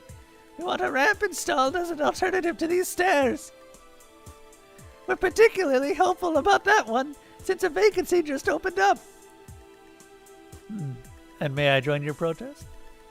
I appreciate the offer, but we've actually sculpted the optics on this very carefully. Having all of the protesters be underfoot individuals who can't even reach the first step of the palace creates a powerful image that highlights the absurdity of the situation. We've asked our overfoot allies to support us in other ways. Oh, they're talking about the one that got murdered. What are those other ways? So the palace stairs technically fall under the Arcadia city regulations, meaning they should be ADA compliant. But despite that regulation being on the books for almost 2 decades, it has yet to be enforced here. This protest is a part of a two-pronged effort to pressure the palace staff into installing a ramp. We've successfully leveraged our protests into a meeting with palace staff, but we need a correctly filed and stamped form for the Hall of Edicts to force them to install the ramp. The Hall of Edicts is the opposite of ADA compliant. It's exempt from those regulations because it's not supposed to be accessible to anyone. We're working on contracting an overfoot form specialist to handle this for us, but that's slow and expensive.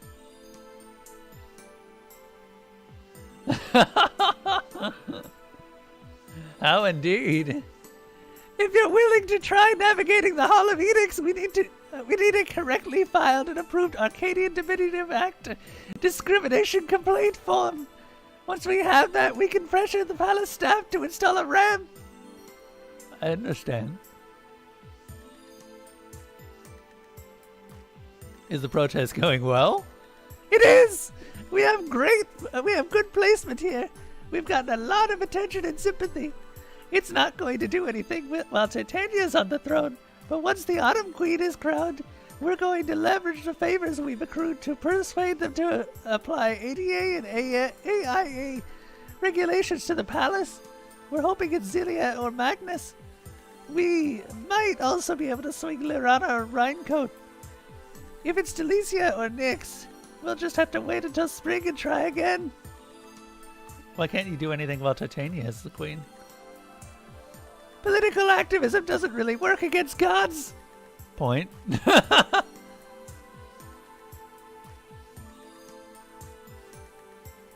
Alright. Let's go.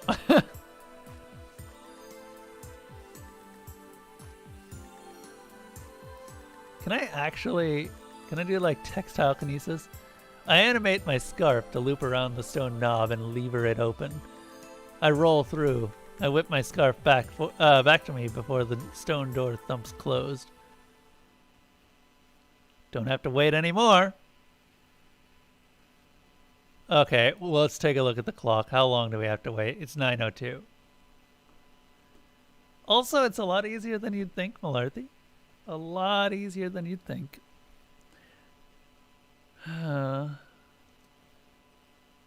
Okay, I'm feeling a little bit brighter. Also, those gnomes are adorable. I'm imagining the gnomes from Little Nightmares. I'm sure everyone remembers them.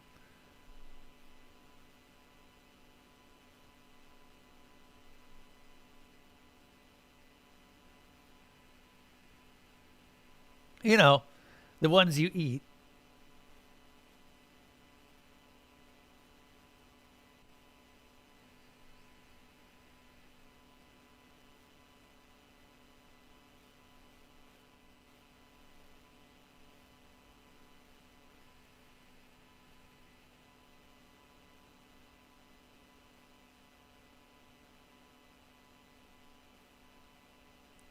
Well, we're just going to have to wait. We have no way to do anything about this clock right now. We are fresh out of light. So how's your day been? My day was really slow and I kind of felt like I was going through a fog the entire time. Sometimes I get days like that though. No, I'm just going through my phone and seeing if there's anything interesting. Actually really looking forward to the Oblivion stream tomorrow. That stream sort of went a little bit downhill, but has since become one of the favorite streams that I've ever done because it's just so goofy.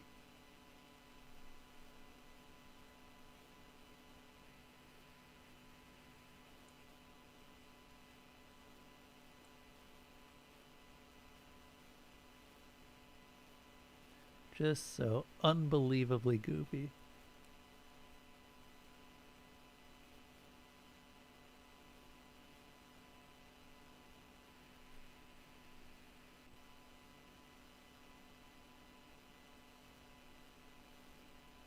Also, holy crap, it's already 8:47.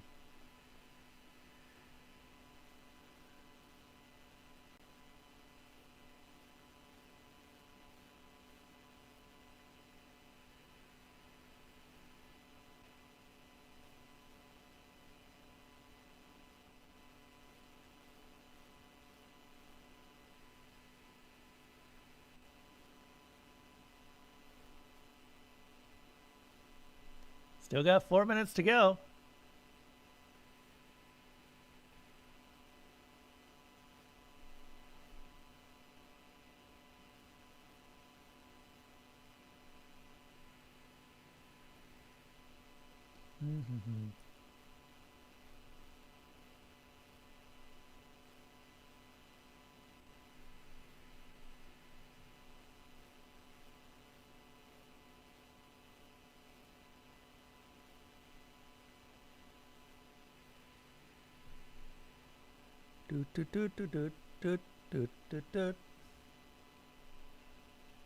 We are literally just watching a clock.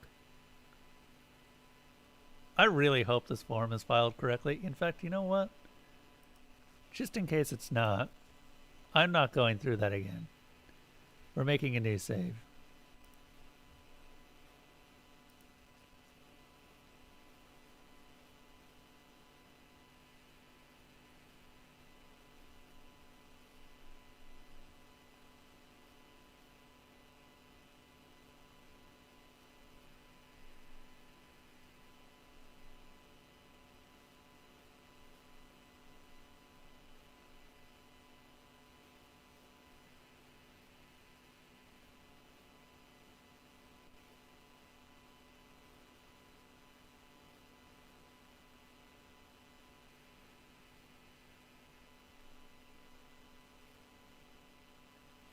Yeah, apparently Cecil's discharge loses against the Hydra. Who would have thought?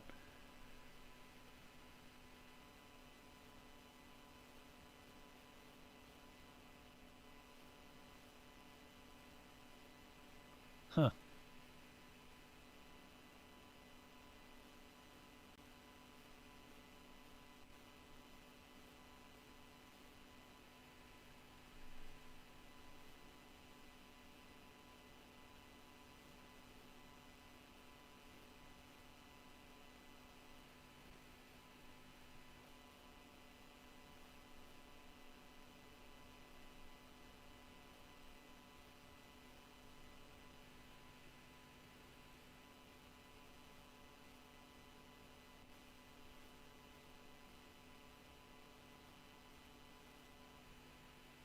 Okay.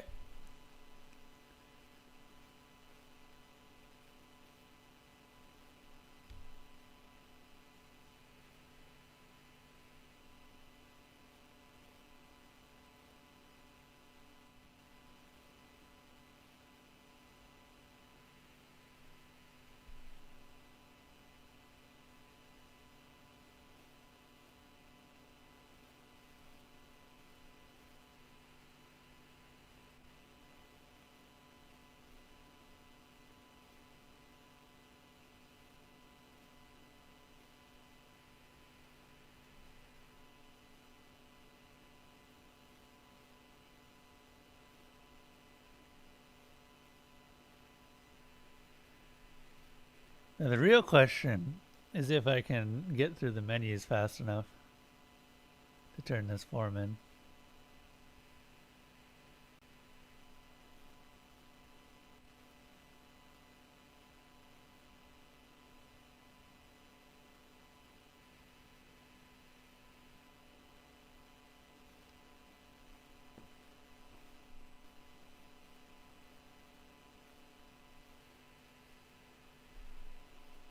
All right.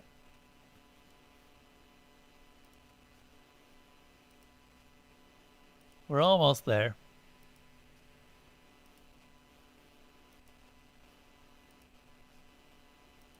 Now we wait just a little bit longer. I'm gonna save just again.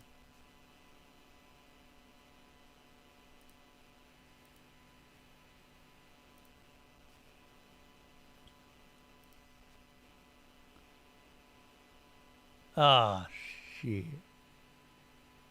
Hold up, can I load?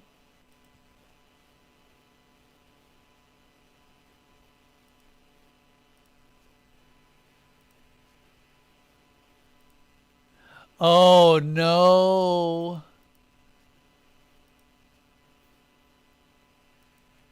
Oh no. Don't tell Malarthy. We have to wait another 12 minutes.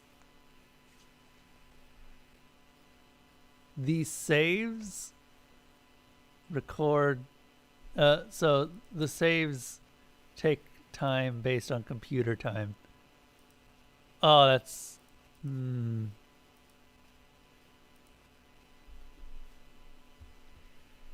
I would like to report a bug.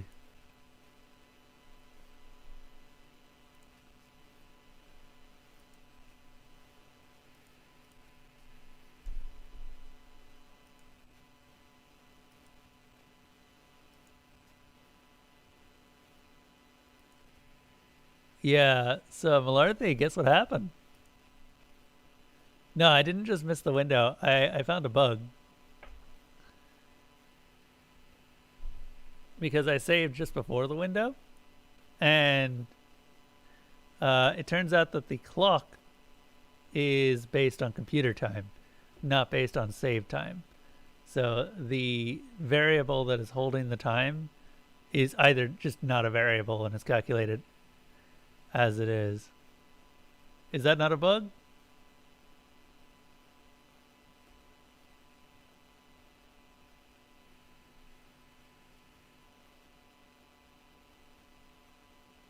It is not a bug. Okay. Well, as long as we know. So I guess we could try a story while we're waiting.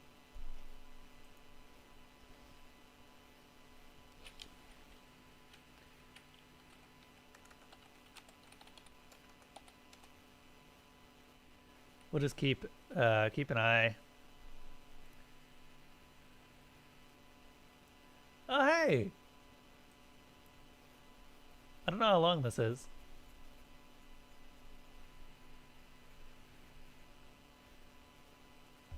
We might not get through all of this by the time that we have to go back to the game. But this is a thing.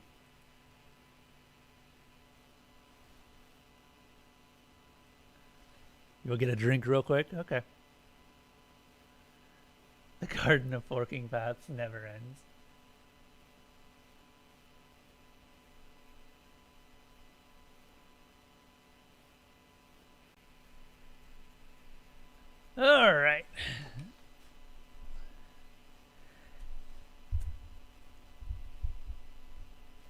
To Victory Ocampo. In his A History of the World War, page 212, Captain Lydell Hart reports that a planned offensive by 13 British divisions supported by 1,400 artillery pieces against the German line of Serre Montauban, scheduled for July 24, 1916, had to be postponed until the morning of the 29th. He comments that torrential rain caused this delay, which lacked any special significance. The following deposition, dictated by, read over, and then signed by Dr. Yu Sun, former teacher of English at the Tsingtao Hochschule, casts unsuspected light upon this event. The first 2 pages are missing. What time is it? Okay. I'm just keeping an eye on the clock. Let me actually do something so that I can still read chat while this is going on.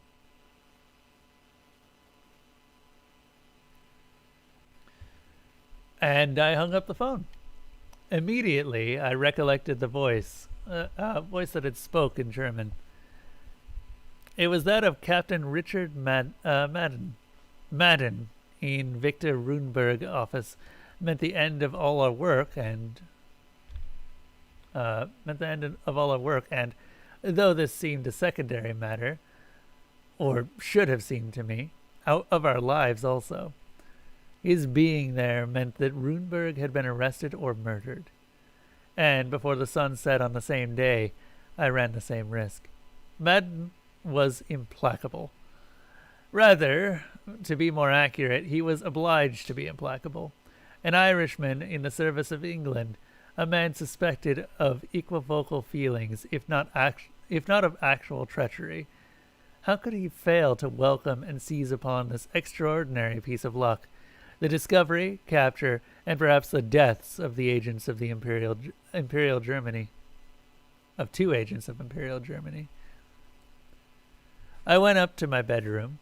Absurd that the gesture was, I closed and locked the door.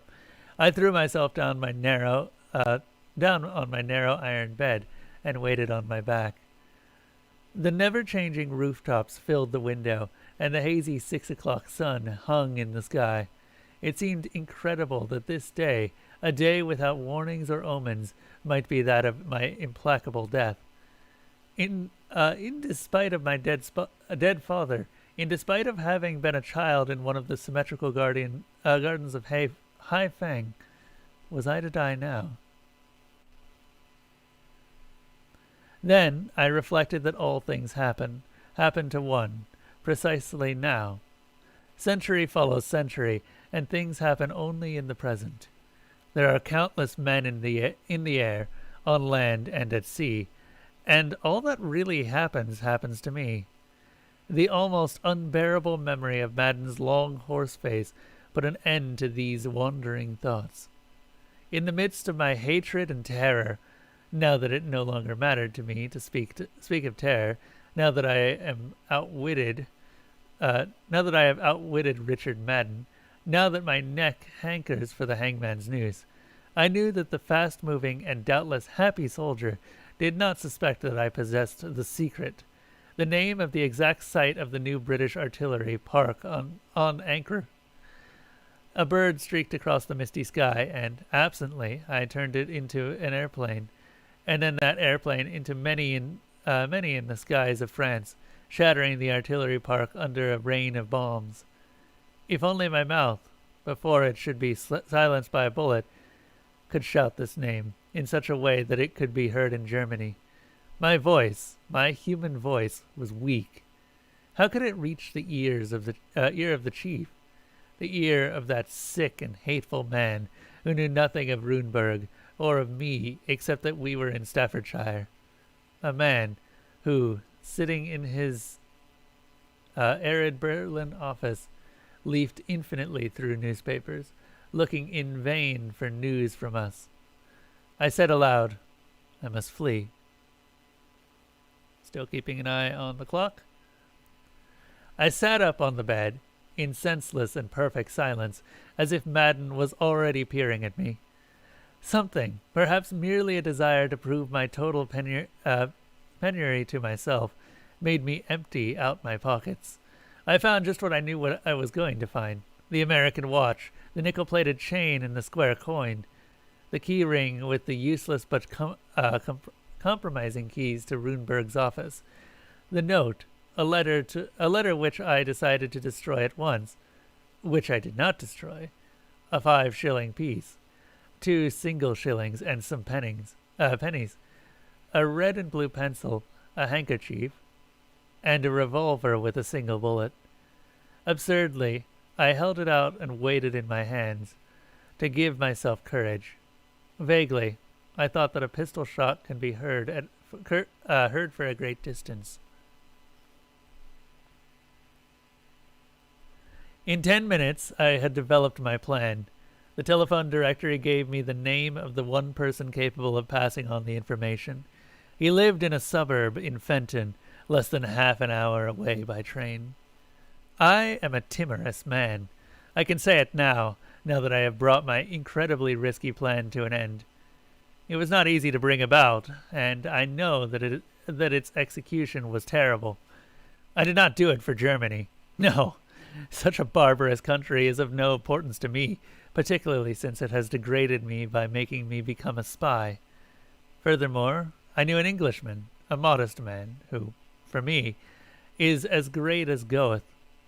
I did not speak with him for more than an hour, but during that time he was Goethe. I carried out my plan because I felt the chief had some fear of those of my race, of those uncountable forebears whose culmination lies in me. I wished to prove to him that a yellow man could save his armies. Besides, I had to escape the captain. His hands and voice could, at any moment, knock and beckon at my door. Silently, I dressed and took leave of myself in the mirror, went down the stairs, sneaked a look at the quiet street, and went out. The station was not far from my house. I see it. But I thought it was more prudent to take a cab. I told myself that I thus ran less of a chance of being recognized. The truth is that in the deserted street, I felt infinitely visible and vulnerable.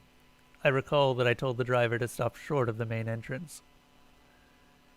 I got out with a painful and deliberate slowness. Okay. Let's talk to the elf real quick. And just keep talking to the elf.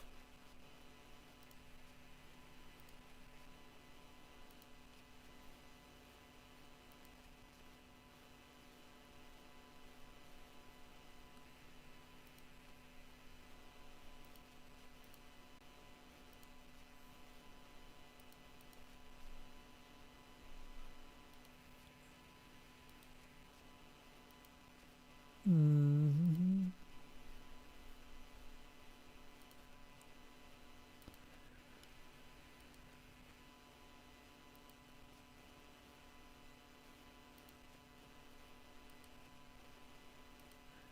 Five seconds.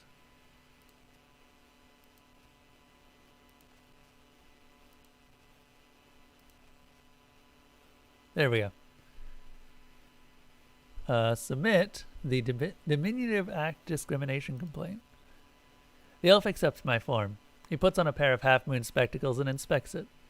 With his other hand, he picks out a scarlet quill and dips it in an inkwell that is either full of red ink or blood.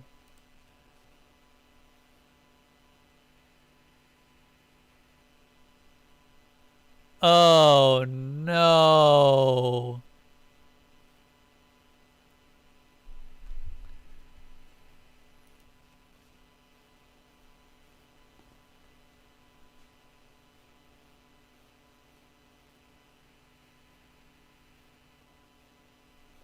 The red marks quickly fade from the form, meaning I can resubmit it with edits if I want to.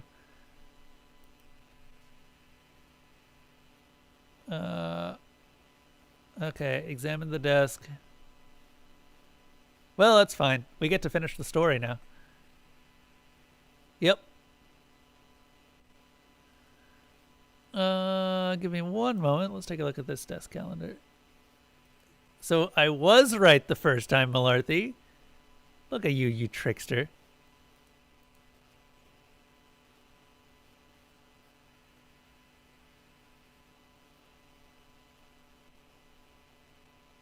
Boop.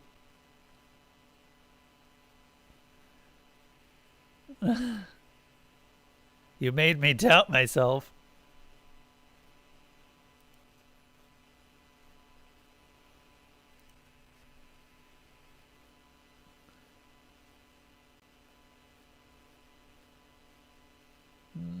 Okay.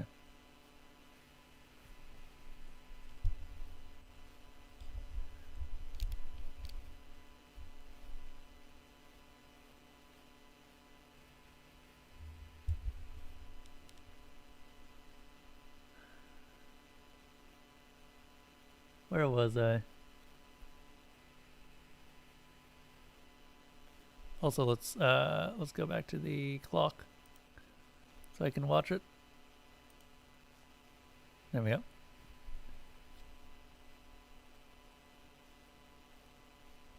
I was going to the village of Ash Grove, but took a ticket from a station further on.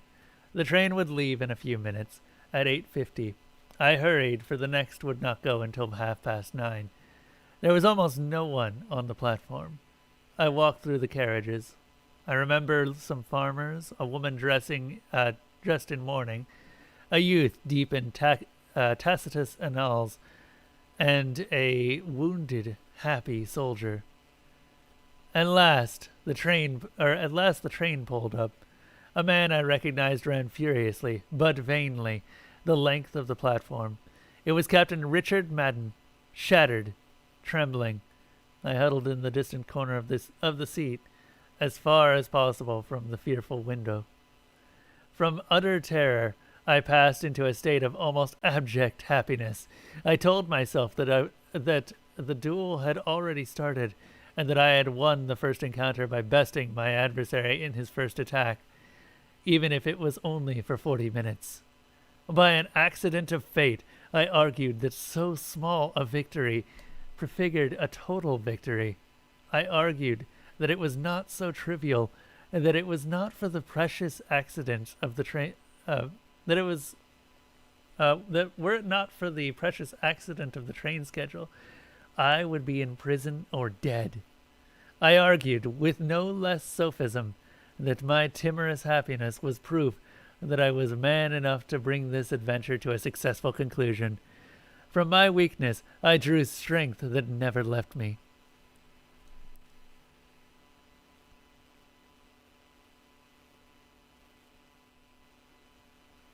I foresee that man will resign himself each day to new abominations, that soon only soldiers and bandits will be left. To them I offer this advice.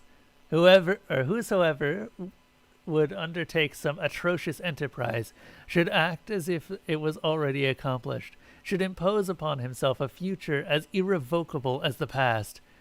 Thus I proceeded, while with the eyes of a man already dead, I contemplated the fluctuations of the day, which would probably be my last, and watched the diffuse coming of night. The train crept along gently amid ash trees. It slowed down and stopped almost in the middle of the field. No one called the name of the station. "Ashgrove?" I asked some children on the platform. "Ashgrove," they replied. I got out. A lamp lit the platform, but the children's faces remained in shadow. One of them asked me, "Are you going to Dr. Stephen Albert's house?" Without waiting for my answer, another said, "The house is a good distance away, but you won't get lost if you take the road to the left and bear to the left at every crossroad." I threw them a coin, my last, went down some stone steps, and started along a deserted road. At a slight incline, the road ran downhill. It was a plain dirt way, and overhead the branches of trees intermingled. While a round moon hung low in the sky as if to keep me company. For a moment, I thought that Richard Madden might in some way have divined my desperate intent. At once I realized that this would be impossible. The advice about turning always to the left reminded me that such was the common formula for finding the central courtyard of a certain labyrinth. I know something about labyrinths. Not for nothing am I the great-grandson of Sui Pen. He was the governor of Yunnan, and gave up temporal power to write a novel with more characters than there are in Hong Lu Meng, and to create a maze in which all men would lose themselves. He spent 13 years on those oddly assorted tasks before he was assassinated by a stranger. His novel had no sense to it, and nobody ever found his labyrinth. Under the trees of England, I meditated on this lost and perhaps mythical labyrinth. I imagined it untouched and perfect in the secret summit of some mountain. I imagined it drowned under rice paddies or beneath the sea. I imagined it infinite, made not only of 8-sided pavilions and of twisting paths, but also of rivers, provinces, and kingdoms. I thought of mazes, of a sinuous, ever-growing maze, which would take in both past and future and would somehow involve the stars. Lost in these imaginary illusions, I forgot my destiny, that of the hunted. For an undetermined period of time, I found myself cut off from the world. An abstract spectator, the hazy and murmuring countryside, the moon, the decline of the evening, stirred within me. Going down the gently sloping road, I could not feel fatigue. The evening was at once intimate and infinite. The road kept ascending and branching off, through meadows misty in the twilight. A high-pitched and almost syllabic music kept coming and going, moving with the breeze, blurred by the leaves and by distance. I thought that a man might be an enemy of other men, of the differing moments of other men, but never an enemy of a country, not of fireflies, words, gardens, streams, or the west wind. Meditating thus, I arrived at a high, rusty iron gate. Through the railings I could see an avenue bordered with poplar trees, and also a kind of summer house or pavilion. Two things dawned on me at once, the first trivial, and the second almost incredible. The music came from the pavilion, and that music was Chinese. That was why I had accepted it fully, without paying it any attention. I do not remember whether there was a bell, a push-button, or whether I attracted attention by clapping my hands. The stuttering sparks of the music kept on. But from the end of the avenue, from the main house, a lantern approached, a lantern which, alternately, from moment to moment, was crisscrossed or put out by the trunks of the trees. A paper lantern shaped like a drum and colored like the moon. A tall man carried it. I could not see his face, for the light blinded me. He opened the gate and spoke slowly in my language. I see that worthy Si Peng has troubled himself to see the relieving my solitude. No doubt you want to see the garden. Recognizing the name of one of our consuls, I replied, somewhat taken aback. The garden? The garden of forking paths. Something stirred in my memory as I said, with incomprehensible assurance, the garden of my ancestor, Sui Pen. Your ancestor? Your illustrious ancestor? Come in. The damp path zigzagged like those of my childhood. When we reached the house, we went into a library filled with books from both east and west. I recognized some of the large volumes bound in yellow silk manuscripts of the lost encyclopedia, which was edited by the third emperor of the Luminous dynasty. They had never been printed. A phonograph record was spinning near a bronze phoenix. I remember also a rose-glazed jar and yet another, older by many centuries, of that blue color, which our potters copied from the Persians. Okay.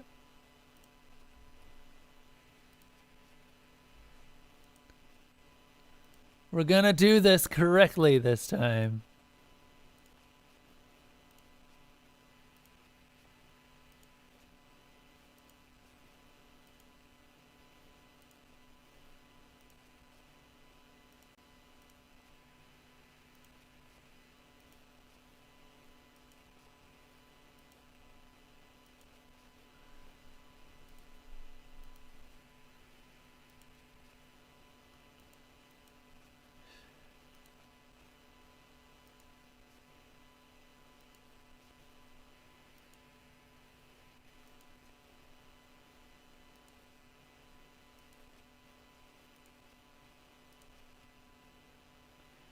Here you go.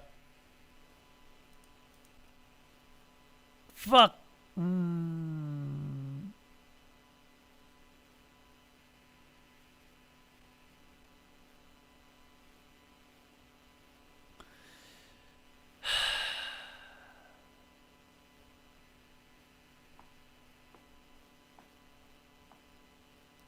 We're finishing this damn story.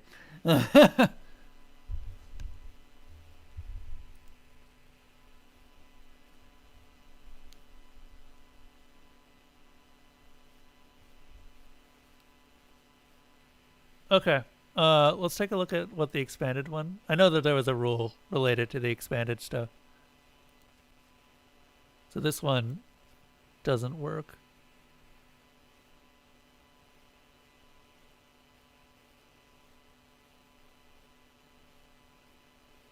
Here, no, this isn't the right one.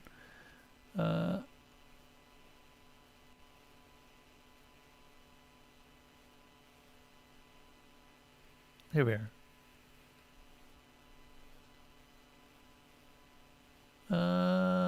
Let's see here. Well, at least we already know almost all of it. Expanded forms must always contain the letter found least often at the beginning of words. I'm gonna Google that. Because I don't know what that letter is.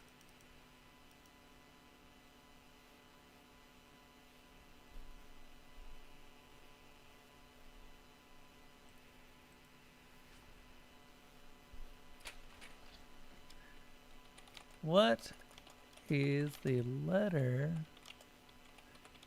least often at the beginning of words?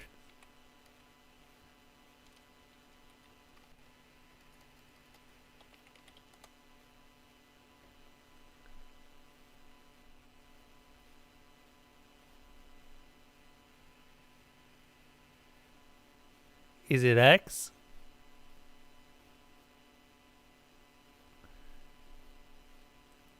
Okay, it's X. So we are looking for 431X.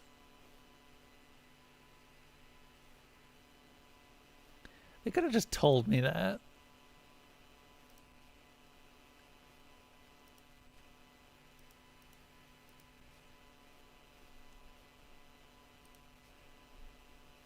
Yeah, let's take it.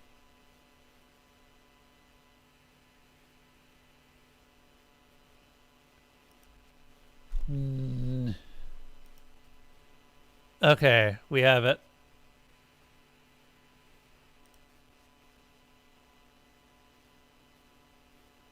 Oh my god, we're gonna have to go and ask them about things, aren't we?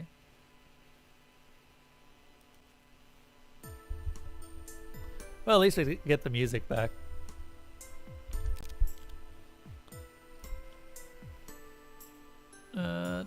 Roll north. Talk to David.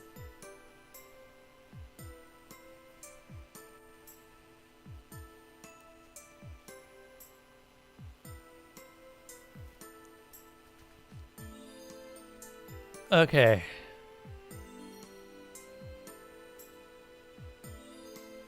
Have efforts been made to resolve this complaint with the target of the complaint? Yes! We filled a number of complaints with the palace. We haven't gotten responses to any of them. Only an approved complaint form from the All of Edicts is going to get the palace staff to sit up and pay attention. And do you know if the palace stairs are on a magnetized ley line? A ley line? What a strange question. Just a moment, let me ask the group. David climbs down from my chair. He talks to the crowd of gnomes for a little while. He climbs back up. My neighbor, Rudolph, is a spiritual construction worker. Mapping ley lines is part of his job. He's pretty sure there's a ley line with south magnetism under the palace stairs. Neat.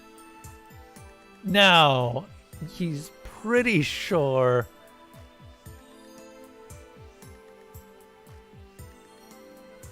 But I'd really like to be sure. I don't want to do this again. How do I find this individual?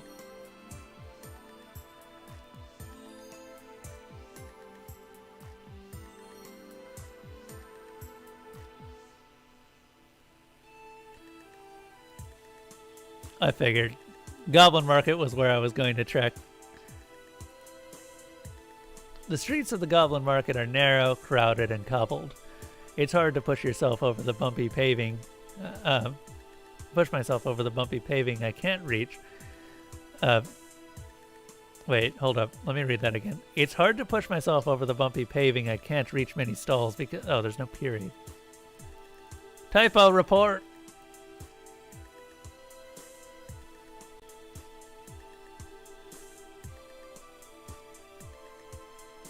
Cool.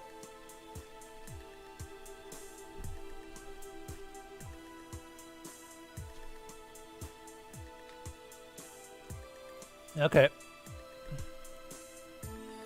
Using textile kinesis, I can at least reach the items for sale in the stalls I can get to. Now, what am I looking for? Oh, I can shop for magic. A pixie-powered form?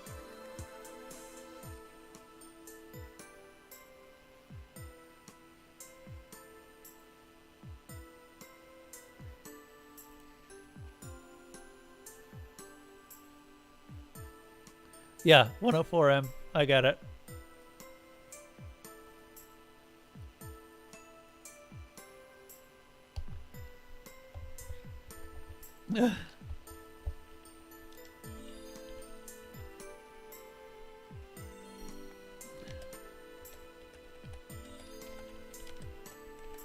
Cool.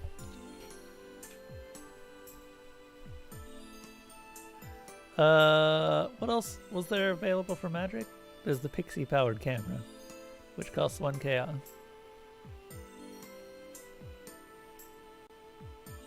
Contains a pixie artist who will draw what they see when I click the button. Huh. What's it like living in a camera, I wonder? Shop for services. Haha! The name of this stall is printed on a large canvas flag. Cost 1 chaos. A small goblin in a robe sits behind a counter. How does this work? I can divine the magnetism of any ley line in Fairyland. All you have to do is lead me to it. We need to go there? No, I can't leave the stall. Just give me directions. I can visualize it. Oh god. I mean, it's literally north. Use an object. Enchant a guitar. Fine. Filter. Leroy locates ley lines. I need to get that taken down. You'll need to lead me to the ley line. The goblin hops on top of the stall's counter. Which way do I go first? North. Which way do I go now? North. Stop and divine the ley line there. The goblin closes his eyes, spreads his hands, and concentrates very hard. Then he opens his eyes and nods with satisfaction. The ley line magnetism there is south. Oh, wow. Okay, that gnome is actually good. Correct.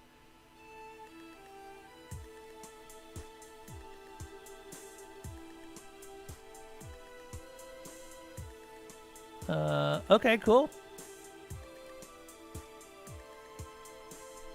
I really hope this is correct.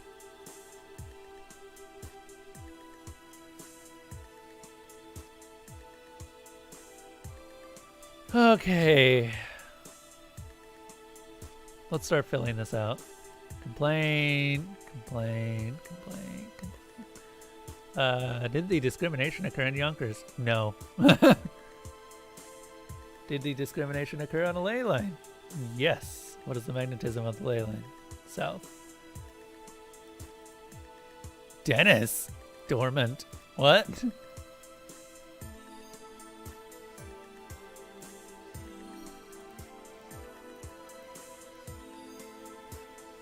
$57. Damn it.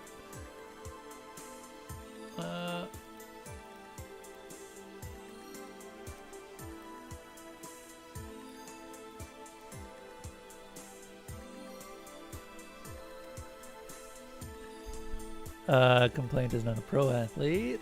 Did the discrimination occur in Yonkers? No. Have efforts been made to resolve this complaint with the Holovidics? Yes, it was filed, or incorrectly filed. Have efforts been made to resolve this complaint with the target of the complaint?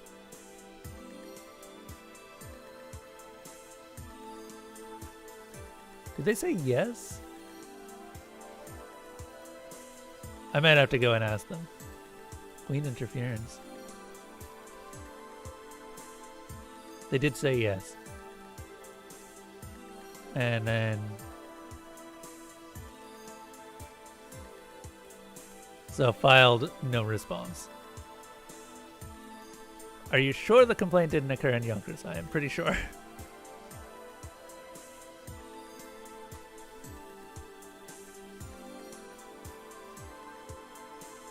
I swear to God. This better be right.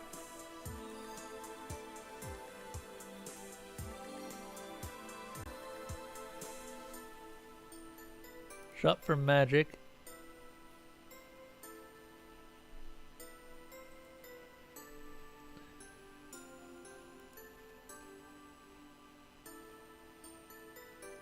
I can sell something. Oh. Oh, is this where I would sell the doubloons?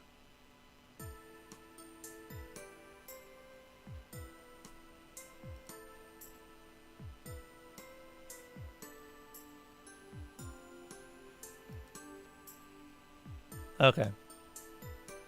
Sell that.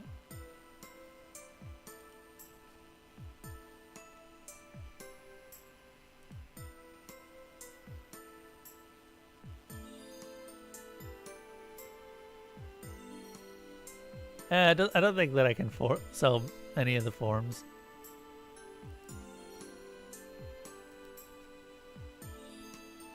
That feels like it'd be fast money or like easy money if it was. Yeah, I figured. All right. Let's go.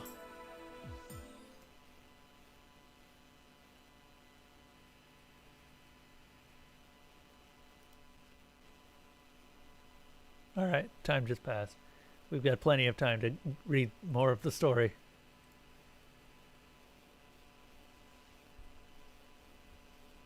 The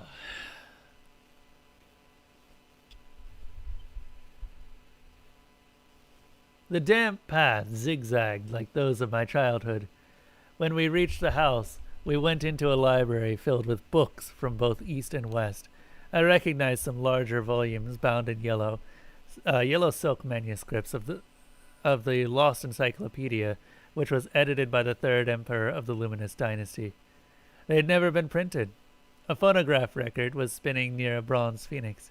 I remember also a rose-glazed jar and yet another, older by many centuries, of that blue color which our potters copied from the Persians. Stephen Albert was watching me with a smile on his face. He was, as I have said, remarkably tall. His face was deeply lined, but had grey eyes with a grey beard. There was about him something of the priest, and something of the sailor. Later, he told me he had been a missionary in the Tinsin before he had aspired to become a sinologist. Is it sinologist or sinologist? I'm not sure. We sat down. I upon a large, low divan, he with his back to the window and to a large circular clock. I calculated that my pursuer, Richard Madden, could not arrive in less than an hour. My irrevocable decision could wait. "A strange destiny," said Stephen Albert, "that of Tsui Pen, governor of his native province, learned in astronomy, in astrology, and tireless in the interpretation of the canonical books. A chess player, a famous poet, and a calligrapher. Yet he abandoned all to make a book and a labyrinth. He gave up on all the pleasures of oppression, justice, of a well-stocked bed, of banquets, and even of erudition, and shut himself up in the pavilion of the limpid sun for 13 years. At his death, his heirs found only a mess of manuscripts. The family, as you doubtless know, wished to consign them to the fire, but the executors of the estate, a Taoist or a Buddhist monk, insisted on their publication. Those of the blood of Tsui Pen, I replied, still cursed the memory of that work. Such a publication was madness. The book is a shapeless mess of contradictory rough drafts. I examined it once upon a time. A hero dies in the 3rd chapter, while in the 4th he is alive. As for that other enterprise of Tsui Pen, his labyrinth. "Here is the labyrinth," Albert said, pointing to a tall, lacquered writing cabinet. "An ivory labyrinth?" I exclaimed. "A tiny labyrinth indeed." "A symbolic labyrinth," he corrected me. "An invisible labyrinth of time. I, a barbarous Englishman, have been given the key to this transparent mystery. After more than 100 years, most of the details are irrecoverable, lost beyond all recall. But it isn't hard to imagine what must have happened. At one time, Tsui Pen must have said, 'I am going into seclusion to write a book.' And at another, 'I am retiring to construct a maze.'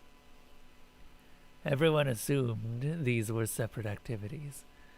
No one realized that the book and the labyrinth were one and the same. The pavilion of the limpid sun was set in the middle of the intricate garden. This may have suggested the idea of a physical maze." "You're retiring to construct a book?"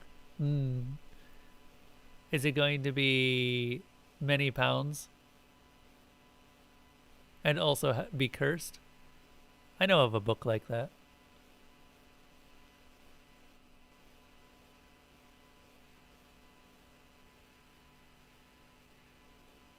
"Tsui Pen died in all the vast lands which once belonged to your family. No one could find the labyrinth. The novel's confusion suggested that it was the labyrinth. 2 circumstances showed me the direct solution to the problem. First, the curious legend that Tsui Pen had proposed to create an infinite maze. Second, a fragment of a letter which I discovered." Oh, sorry, he was still talking. Albert rose. For a moment he turned his back to me. He opened the top drawer in the high black and gilded writing cabinet. He returned, holding in his hand a piece of paper which had once been crimson, but which had faded with the passage of time. It was rose-colored, tenuous, quadrangular. Sui Pen's calligraphy was justly famous. Eagerly, but without understanding, I read the words which a man of my own blood had written with a small brush.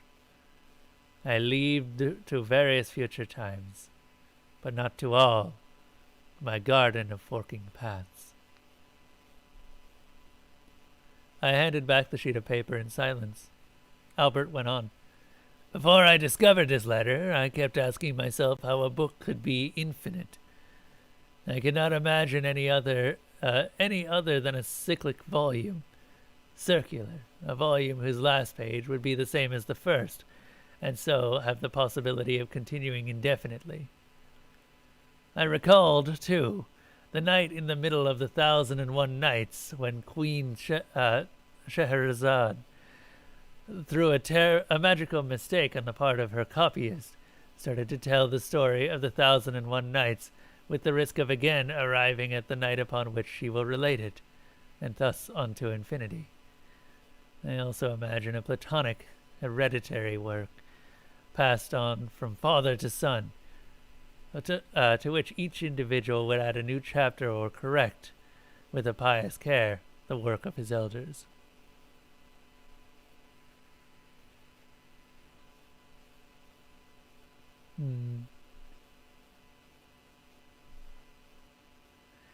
These conjectures gave me amusement, but none seemed to have the remotest application of the contradictory chapters of Sui Pen. At this point, I was sent from Oxford to the manuscript you have seen. Naturally, my attention was caught by the sentence, I leave to various future times, but not to all, my garden of forking paths.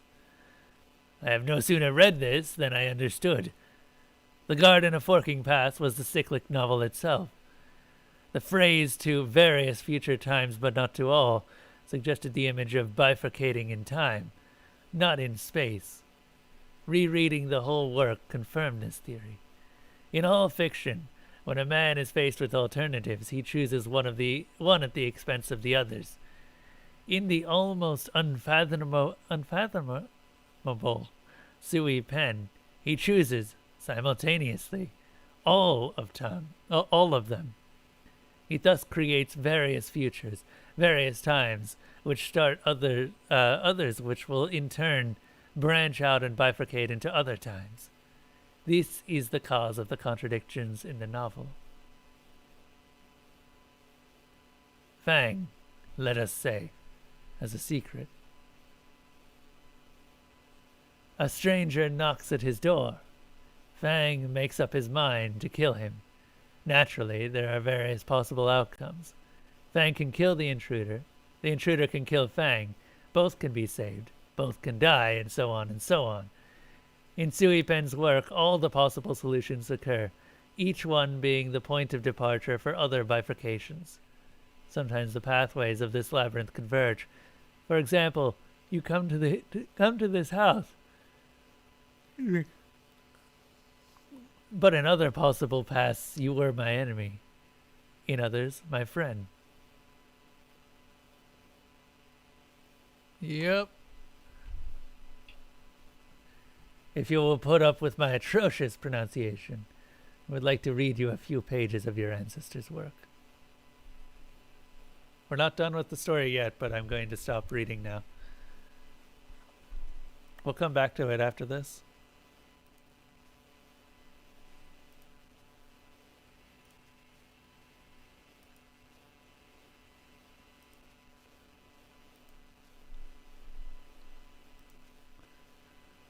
This is the worst.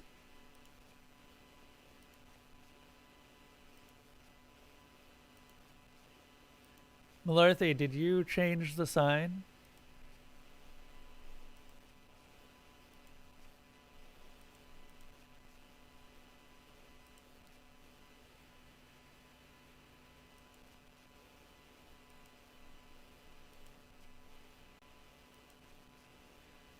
I suppose not. Okay. Please.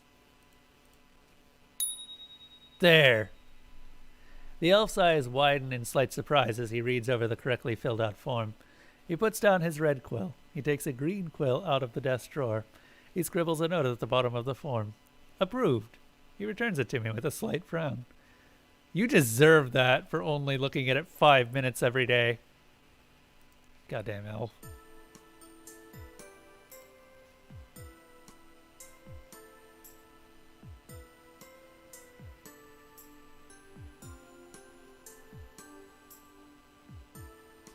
Huh. That's funny. All right, talk to David. I have the form that you need. Really? Please, let me see. I give David the form. The paper is twice as tall as he is, but he manages it like someone accustomed to the inconvenience. Lost form 431X. His eyes immediately fall on the bright green approved at the bottom, but he reads the entire thing over carefully before nodding. His eyes shine as he looks at me. This is wonderful! This is exactly what we need! Thank you so much! David immediately leaves to submit the form to the palace staff, whistling for a fox who helpfully carries him up the palace stairs. 5 minutes later, a pixie buzzes past us, blurred with speed. 5 minutes later, a goblin construction worker ambles over from the city. They sand down the far right of the broad marble staircase, fashioning it into a marble ramp. They pave it with fairy dust. I watched with gnomes. I let some of them sit on my armrest and footrests. As the goblins finish, we cheer. David slides down the ramp to rejoin us. The gnomes depart soon after, thanking me again, talking amongst themselves about future protests and filling more 431X forms.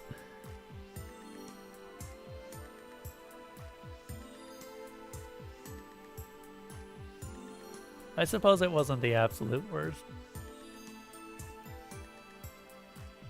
The palace's sweeping golden glazed walls peaked with innumerable minarets. I'm at the base of a massive flight of steep marble stairs. The far right of the stairs have been converted into a ramp. A bored-looking troll in armor stands guard. I'm just gonna roll north. A sweeping arch made of gold and intertwined with garnet catches the summer sun and shatters it into fractured slivers of crimson light. It also serves as the entrance to the palace. A bored-looking troll in armor stands guard. The throne room is vast and arched. It is steeped in gold that gleams in the brilliant summer sun. The throne in the center is carved entirely from garnet. Queen Titania is on her throne. Titania lounges on her throne. Her skin is golden. Her nails are crimson gemstone claws. She radiates heat and brightness. Her eyes flicker up with palpable forces of a ray of sunshine. Her gaze has literal warmth, and no metaphorical warmth. A sorceress. How exciting. Welcome to my court. What is your name? I don't even remember. How unfortunate. She sounds intrigued. And what brings you to my court, sorceress? I need to travel up through Fairyland airspace. I seek an exception to the blockade, or to end it. I do not make exceptions unless I am amused, and you do not amuse me. But you may be of use to me, which is almost as good. I will permit you to perform a service for me that will end the blockade. That makes it sound like she'll be doing me a favor by giving me a task. I don't like that. Come up with a way of saying yes that doesn't make me sound indebted to her. I think for a moment before speaking. I accept the opportunity to perform a service and offer in exchange my best efforts to perform the service. Queen Titania smiles very slightly. This bargain suits me. There has been a murder. Oh. The victim was Prince Blacktree. The name of the murderer is, as usual, the issue. Prince Blacktree's corpse was found on the spring throne yesterday afternoon, and of course everyone is trying to claim credit. Nyx and Lorana almost tore the body in two fighting over it. Rhinecoat claims he shot Blacktree from the garden. And bless her heart, Delicia says she poisoned him before any of that ever happened. They're like puppies squabbling over a toy. Of course, I'm delighted. It's almost as interesting as when Delicia murdered Matthias. So, I'm going to lend my support to whoever killed him. You sorcerers are supposedly clever. Tell me which one of my nobles murdered Prince Blacktree. When you do, I shall crown the Autumn Queen and end the blockade. You can't refuse this one.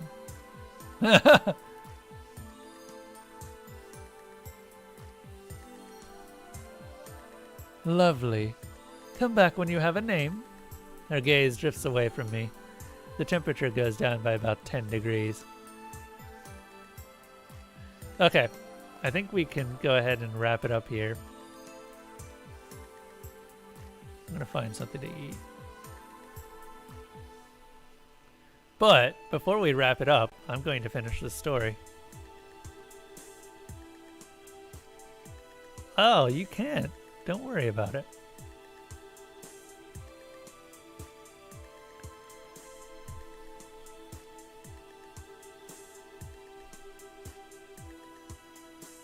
No. We're not done yet.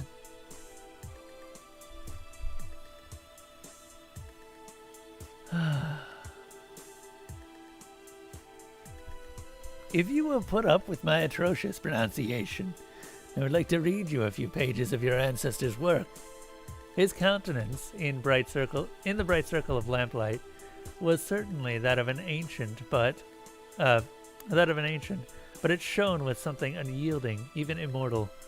With slow precision, he read two versions of the same epic chapter.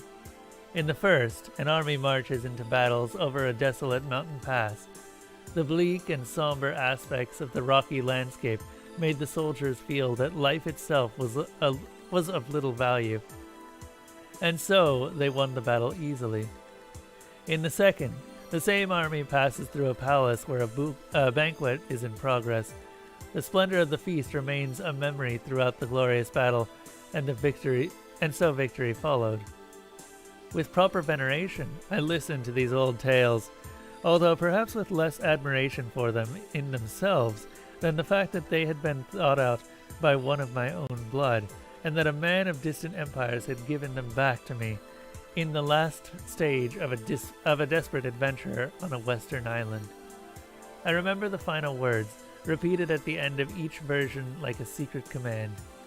Thus the heroes fought, with tranquil heart and bloody sword. They were resigned to killing and to dying. At the moment I felt within me, around something invisible and intangible, pullulating. That's a word I'm not familiar with. It was not the pullulation of two divergent, parallel, and finally converging armies, but an agitation more inaccessible, more intimate, prefigured by those in some way.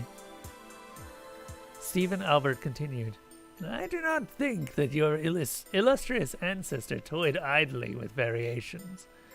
I do not find it believable that he would waste 13 years laboring over a never-ending experiment in rhetoric. In your country, the novel is an inferior genre. In Sui Pen's period, it was a despised one. Sui Pen was a fine novelist, but he was also a man of his contemporaries. Wait, what? A man of letters who, doubtless, considered himself more than a mere novelist. The testimony of his contemporaries attests to this, and certainly the known facts of his life confirm his leanings towards the metaphysical and mystical. Philosophical conjectures take up the greater part of his novel. I know that of all the problems, none disquieted him more, and none concerned him more than the profound one of time. Now then, this is the only problem that does not figure in the pages of the garden. He does not even use the word which means time. How can these voluntary omissions be explained? I proposed various solutions, all of them inadequate. We discussed them. Finally, Stephen Albert said, "In a guessing game to which the answer is chess, which word is the only one prohibited?" I thought for a moment and then replied, "The word is chess." "Precisely," said Albert. "The Garden of Forking Paths is an enormous guessing game, or parable, in which the subject is time. The rules of the game forbid the use of the word itself. To eliminate a word completely, to refer to it by means of inept phrases and obvious paraphrases, is perhaps the best way of drawing attention to it. This, then, is the tortuous method of the approach preferred by the oblique Tsui Pen in every meandering of his interminable novel. I have gone over hundreds of manuscripts. I have corrected errors introduced by careless copyists. I have worked over the plan from this chaos. I have restored, or believe I have restored, the original.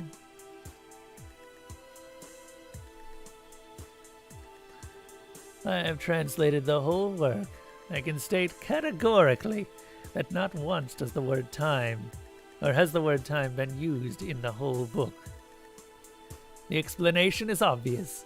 The Garden of Forking Paths is a picture, incomplete yet not false, in the universe such as Tsui Pen conceived it to be. Differing from Newton and Schopenhauer, your ancestor did not think of time as an absolute and uniform.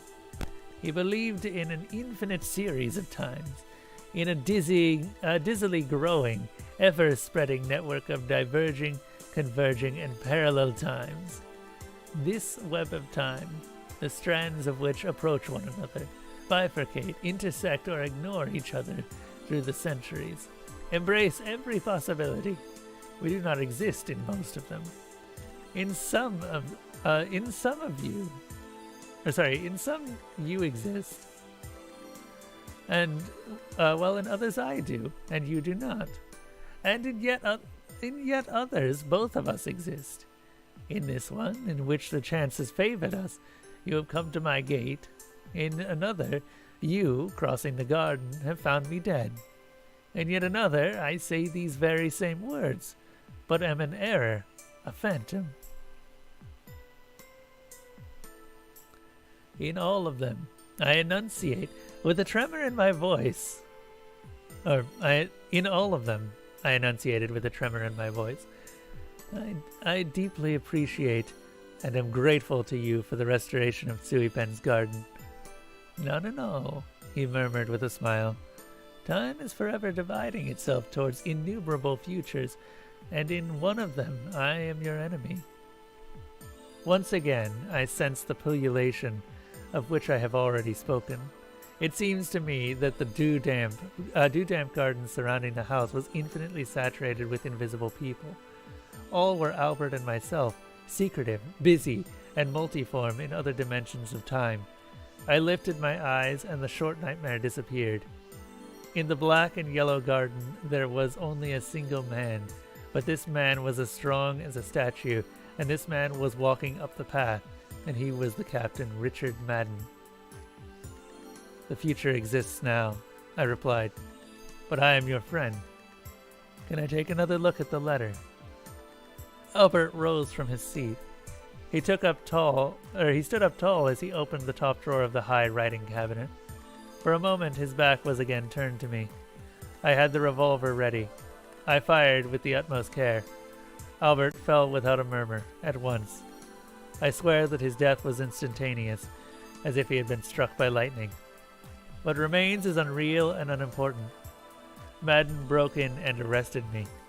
I have been condemned to hang, Abominably, I have yet triumphed. The secret name of the city to be attacked got through to Berlin.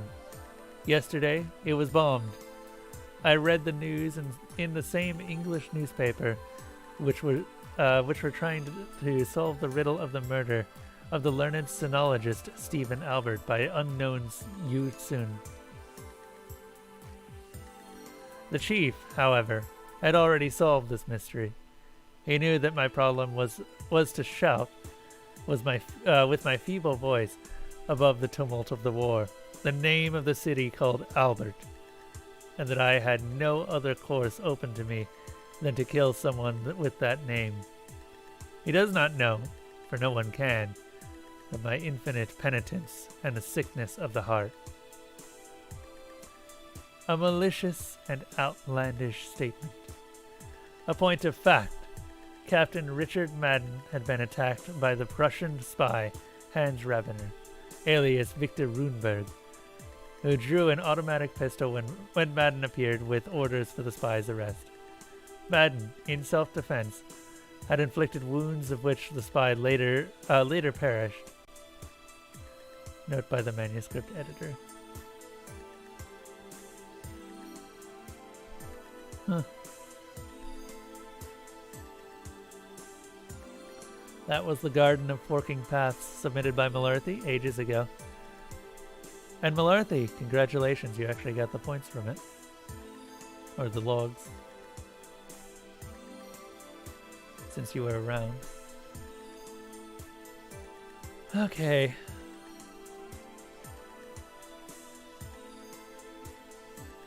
Yeah. So with that, I think I will go ahead and end the stream.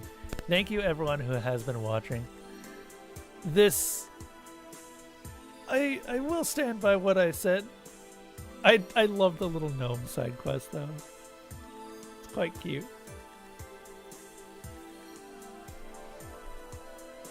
I like that one, yeah. It was a very good level of intrigue, and I think it's one of the ones that I can read multiple times.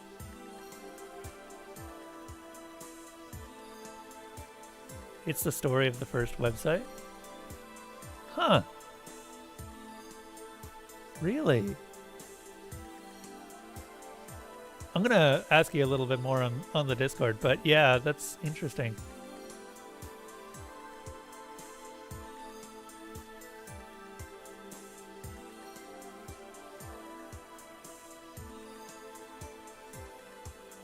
That's the thing. I think that it's one of those stories that I'd have to read multiple times to get everything out of.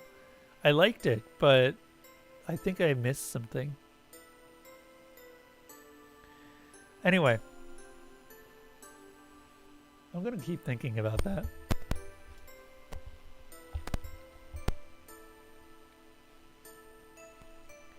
So, thank you to all of my continued Patreon supporters. 10 Ace Games, Zebgrin, Slime Hunter, Walks with Gorillas, my dad, Kremlin Kev, Desalona, Miss Mango Plays, and NBFF. Thank you everyone who's been supporting the stream. I'm going to see you guys all later. And until next time, have a safe trip through the dark forest. God, I really have not been reading so well tonight, but still. I'm going to find someone to raid real quick, so stick around for that.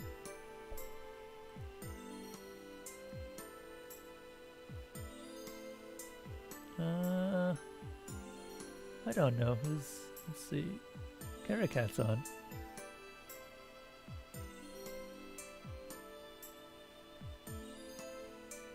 Let us do Caracat. Nope, wait, no, that's Fallison. No, Caracat is not on, never mind. Let's do Hobbit Launcher.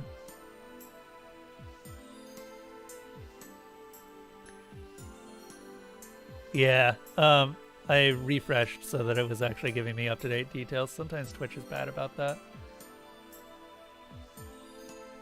I don't really have any other better solutions or better people right now.